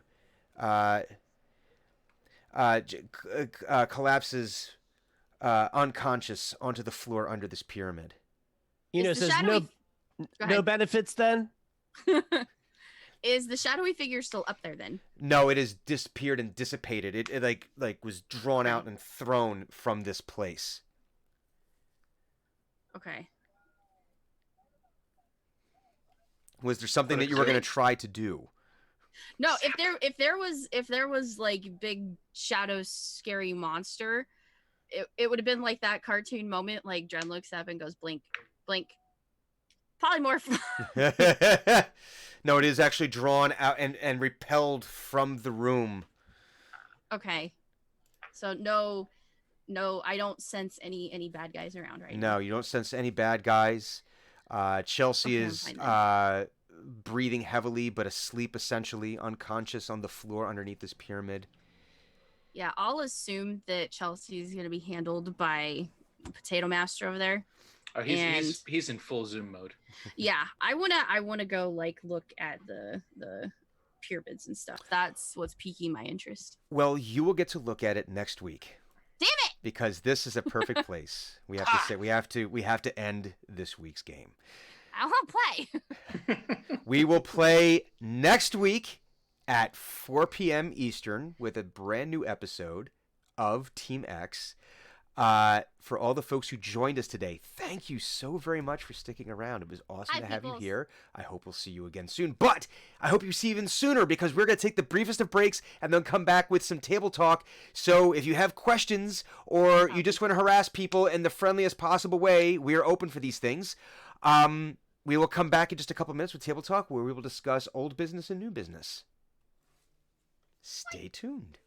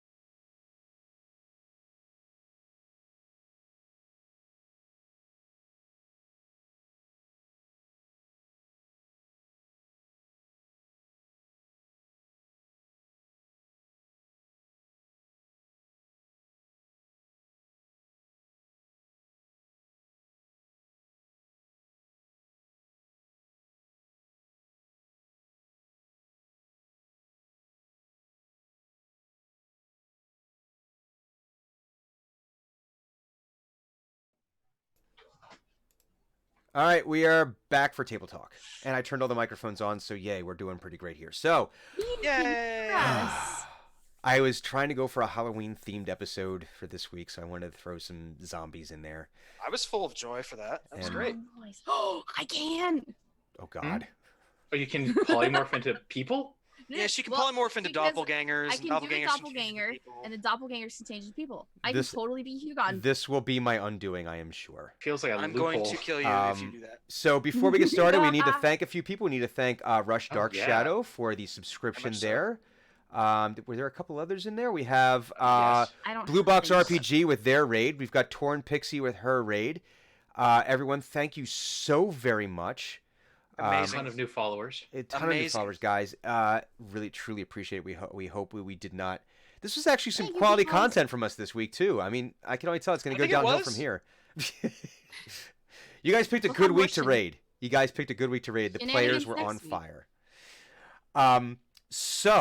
Okay, old business. We got to figure out where we're starting with for nominations for Employee of the Week. So that will be any Ooh. character that we encountered at any point during the course of today's game that can be nominated for any number of reasons. There's really no rules, and the points don't matter. But we will start with Quadrant 4, which is Drenmai, and then we will proceed in a counterclockwise motion. Okay, so now that actually goes against what you're saying, because if we're going to go counterclockwise and you're going to unwind it, we start with quadrant 3. Because that's where we usually This end. truly does not matter. I just want to be right. I know. I just know. want to be right. I don't care about the mechanics. I just want to be I right. have to be wrong all the rest of the game. Let me be right now. Everything else is my fault. Let me have this. So Drenmai. any Or I don't know. We're back to. I'm sorry. We're back to like our Any regular show. beast is what it says. Clues. any what any what Beast. MVP. any beast. Yeah, Beast, the person, class of object. creature, beast. Yeah. Wait, So I are don't we know if doppelganger. I think doppelgangers are aberrations. We're still on that. Yeah, we're still on that. Anyway, sorry. I was No, curious. to know, MVP. so I looked it up. My guess is think- they figured someone would abuse that power. Oh, if any power I acquire, I'm going to abuse the crap out of it. I think I want the MVP to be the 4 Ah. Okay. Okay. because it's kind of like that. We had no idea going into this particular situation the who, what, when, where, or why of anything, but leave it up to Thunuk's, calling in life that for whatever reason they fix it. So in my mind, and probably Dren's mind too, it's like there was no actual other solution, but it's either kill the bad guy, which in this case resides in a child, which I'm still pondering if Dren would have an issue with that. Wow. But yeah, well, she's kind I of can weird. see her having a problem with that because she's seen a lot of these people that are I know. parents and grandparents grow up from childhood to now. Yeah, like adults. she cares. It's So just, does she care more about getting rid of the bad thing or keeping the good thing? It's that fine line that she's very neutral. So So it's the hard to 4 actually ponder saved us from the having 4. and making a very difficult ethical and moral decision. Exactly. Dren didn't have to do the dirty work, like mental hurdles. So I'd say the 4 for me. Okay. Moving in a anti-clockwise motion. We're now down to Roz. MVP.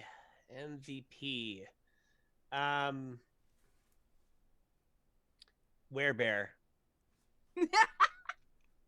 Werebear is MVP. Polymorphing self. Bear my. Okay. That was unexpected. I've been saving polymorph for a little bit. Yeah, I didn't know you could do that. I have Yep. that spell, and I'm like, wait, I can do that? You can Polymorph is absolutely an polymorph exceptionally- yourself. Yeah. Exceptionally This- useful. This could Pretty cool. turn into an extraordinarily scary war party Yes. where you've got angry Delotha fueled Hugon. You've got Thunuk who just, if he's in rage mode, is a scary thing. Mhm. And then you got Drenmai and Eno who can polymorph into whatever. Have you seen the creature list that you can turn into? It's horrifying. Oh, I'm gonna What- look it up. What I was After the stream. like, if we were going to fight shadow creature, I was transformed. My next one was going to be an Odiog. Yeah, Odiogs are good. Ooh. what is that? I An mean, Odiog is a it's a horrific call trash back beast. to. Yeah, it's calling back to second edition. It's one of my favorite creatures, like visually, but It's yeah, a mouth with tentacles that are also mouths and lots of teeth. and huge amounts of teeth. They live in Lots sewers. and lots of teeth. They're awful. But the cool part about them is they get 3 attacks. Mm-hmm. So What- Tendriculus is another really good one. Yeah. Although I think that's plant. Which I don't book are they remember. in? Odiogs, Yeah. That's second edition. So I don't know. you were reaching back then. Okay. Yeah, I've been playing this for a very long time. They're in 5th edition too. I know they are. I'm know how to sure they're in spell 5th edition. Yeah, but here they are. They're right they've- here. and where? yeah, it's spelled Otyugh. Oh, OT. OT. So- That's why Oh, I was oh, spelling with a D. Odiogs. Oh. Odiogs. Oh wow. Yeah, OT. They're very cool. That's Also, that's huge pain in the Ah! ass. but- Yeah, Aren't Aren't it's they pretty teeth. cool? awful. a lot of freaking teeth. I know, but they're so cool. I love Odiogs. They're very And interesting. eyes and one of the tentacles and Yes. oh god. All right. Odiog are really a problem. Alrighty. Yeah. And what's cool is that at least in that form, I can send like I almost wanted to use. I picked one of these as one of my normal go-to creatures because I can send telepathic messages to my friends, and there's not a damn thing Hugon can do about it, Hmm. and he can't Oh, talk God. back to me. But Hugon, or not yeah. Hugon, I'm sorry. The blind cleric, Gideon Reese. I don't know. This was one of the really hard episodes to make a choice like that. Mm-hmm. The MVP. I gotta respect Thunuk for being so single-minded in his pursuit that he forgot to call for help. Mm-hmm. So I would say, I mean, just in general, I would say Thunuk is MVP this time around. Okay. Playing true to character. I like it. Very And- true to character, and also like, hey, one of your like scouts whom you are responsible for vanished. Oh, let me drop every single thing that I am doing and every important thing right now and go and fix this problem. So yeah, definitely Respect. I would say. Gotta respect. And so we shall finish then with old business with the Viking goat.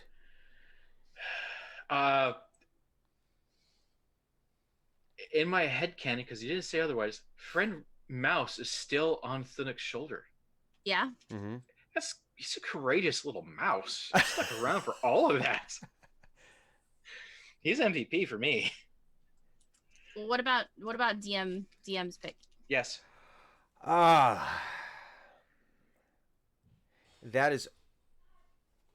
That is always tough. I think the puppy just knocked something over. There was a lot here. There was a lot of great role play here. I'm glad we finally got to see Hugon's. I think this is pretty much like Hugon's like final form, right? This is like I think it And is. we're only level 8. like the I well, think no, this but I is- mean like at this level, it's like the next level is pretty much you're setting off a nuke. Yeah. This is not his final That'd be form. awesome. The Well, never is. I mean, you know, the thing Super about Saiyan God, Hugon- no, Super Saiyan Rose. Yeah. Oh God, please, Rose. please no. It's a thing. Yeah. It's Regrettably. very much a thing. Yeah. It'll be interesting to see what the result of all this is. Yeah, the Bearmai was definitely a big like what? Okay, I'm always very appreciative of Eno's precision attacks because they're very choice. Mm. But I think I have to agree with Gideon this time around. I think Thunuk is the employee of the week because he just said flat out, Mhm. nope, I'm wading in. We're gonna get those zombies, and yeah, I like that. And just we got to see some turning of the undead, and there was a pretty awesome prayer that went along with that turning of the undead. That was not like, oh guys, can you go away? It was like very definitive. Thunuk is like, nope, wrong, get the F out. If Thunuk cursed, but I don't really think. No, Thunuk We would don't like curse. you here. No, he's very concerned for their well-being, so that's why he's actually saying nice things to them. Yeah, which is an his interesting mind. take on it too. It's like, no, you don't belong here. Go home. Hmm. Go away. Hmm Actually, So- I would say run. on that topic, were they CR1 or less by any chance? What, zombies? Those particular ones, yeah. I think they're actually a ZR quarter usually, and I think it's like if you could actually destroy them with your. Yeah, They would have gone poof Yeah. instead of run away. That Cool. was Yeah, kinda but that cool. would have been the end of the game, so we didn't do it that way. Oh no, So- that would not, because his turn undead is not an ongoing thing. It's Yeah. just he did it once, Yeah, and everything within that range would have been hit, but then Yeah. the rest of them that were still coming. well, we'll say it. These were I- kind of like some weirder zombies because I gave them a few extra hit points just to I make. mean, it if we a bit want to more get fun. some ultra DM after the fact, like ruling, you could be like, oh, the chief zombie had a desecrate effect around him. so Technically, when this happened, and when I rolled this die, no, we're not going to play that game. Just- No, I can out math you. Don't even try. Oh, is that you're saying that there's a Matthew in every group, or the Matthew of it? What? Oh, okay. Oh, out Matthew. I thought you meant you said Matthew. I thought you No, meant math. like you- shut up, No, Matthew. we Just say- let us play. Matthew McConaughey? No, Don't Matthew be such McConaughey. a Chad. Yeah, exactly. Yeah, don't be Wow. such a Chad. Yeah, we're not gonna no rules lawyering. We don't do rules lawyering here because that just is not that's not the point. So, it was also fun to make a deal with our usual Patrick Rothfuss bullshit, which is encouraged. Hey, yes, But I will try and get away with as much as I can. I have learned something valuable from Jeremy Crawford, where Chris Perkins could be as wonderful a DM as he is, could be turned with a wink and a nod, Could be seduced. could be seduced with Patrick's wonderful and sultry words. Jeremy Crawford, in his wisdom, will take that under consideration and then offer a deal. Yes, you can. Let's roll. Let's roll. I will make you an offer. And sometimes it is the devil's offer, and sometimes it is not. And I like the way he deals with this, and I'm trying to incorporate that into my dungeon mastering. So, Yeah, okay. which worked out perfect for me because Werebear is strong boy. Hey, and Wader I like is that. strong boy. And it's also it was sufficiently awesome. You know, it's the rule of Mhm. Jerry, I have- right? It's if it's I sufficiently gotta- awesome. Yeah, and I'm gonna try and be like, no, it's completely logical because in my speed of moving, I am going to barrel down these zombies. I also need to Fair. say I need to make a very special special recognition for the Hugon armor transformation. Oh, Because whenever we can get epic, which is always fun, right? And let's face it, part of this is playing imaginary anime in our heads. yeah. Of And course. the idea of, I love the transformation. And I've been trying to find a way for us to use that table that you developed, which I think is really awesome. And I want to play with that even more. But yeah, I think we need to adjust the percentages. we can play with it. I think it's something we need to Yeah. develop, we'll need to play with it and play test it, so that way when it's released in our supplement that we release in 2020 We're not for actually battle doing- transformations, the Just so the everyone Chandra Wood knows, don't get your supplement. hopes up. I want a head cannon when he gets the great sword because it was like elven and it was adamantium, right? Yes. So Yeah. that's high. It's high quality. I almost want to picture as he's going through the door of the War Realms. There's some poor elven captain that was like mid swing to go get someone, and Hugon just I need runs this more by, than you. Huh. boing, Running by, yoink! No, he punched him out and took Yeah. his weapon. This No, is even better. I like Clue's idea where it's like he's great for a swing, right? And right, it's like and it's Hugon Hugon. runs by. Yoink! Grabs it. Need this. Comes by, and then he like goes to swing, but with empty hands, and it's just like, Yeah. oh shit! It just Yeah, and Can't then have this back by. resistance. and there's Yeah. this enormous Come on. pit fiend that just rams him through with a trident. You know, just Yeah, that was my headcanon. Like, if he's going into war-torn land, it's like, yeah, shoink, and then just disappears. I love like, it. What the just happened? I want my sword back. Where'd my sword go? It was really funny. I rolled randomly to determine that it was Elven. yeah, It And, worked out here really we are well. downstairs fighting elf zombies. yes. yeah. It was. Oh, What yeah. I think what we might need to do with that, because I guess we're kind of moving on to new business. That's okay. I think we might, if we try to develop that more, is there now a higher percentage of him regaining that weapon? Does he do it? Is there a chance that that he can direct? Potentially. I think potentially. that we're going to need to play with it because So Yeah. wait, once you're done, or once you undo your armor spell, does it like go back to its original existence? goes Is that how away. it's working? Yeah. So this poor bastard, he's sitting there like, I mean, he's an elf, so he's probably agile. So at least he's probably able to dodge things. And after we're done with our thing, you take off your armor, and he's like, "Phoom," back in his hand. Like, what the Okay, fuck? so you know what it is? You know what it is? So then later, after the battle, he's beat up and he's with his beloved and he's hugging her. And right as it. Oh, God. I didn't want to go evil. Or no, like he, like, it's he, the like, war domain. It's. he climbs into bed and it's like there and he's like, what the hell? I hate you. There's so I many can also things. see it.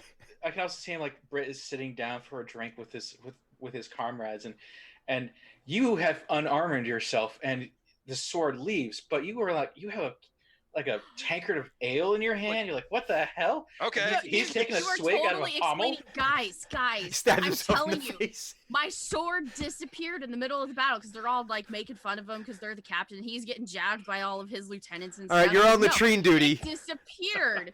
And then as you're like talking about it, he's doing this kind of motion. It peers back at his hand. It's like, See?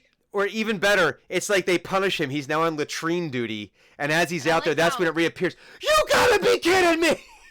I'm creating this like whole backstory for Oh this my character God. that I like that I put in my head while you guys were describing it. I want to do like an entire like comic series now of like these poor people in this war realm in the war domain Just keep having their weapons that have their taken weapons away. yoinked away, and it's like What all the happens? comedy. Yeah, exactly. It's like the things that happen in the wake of Hugon Valander and Team X. I think there could be a whole. Yeah. There's a lot of comedy. We only gold see right there. this like flash, or like Hugon only sees the flash as he's going through. And There's it's, like, some this really split interesting second. results on this table.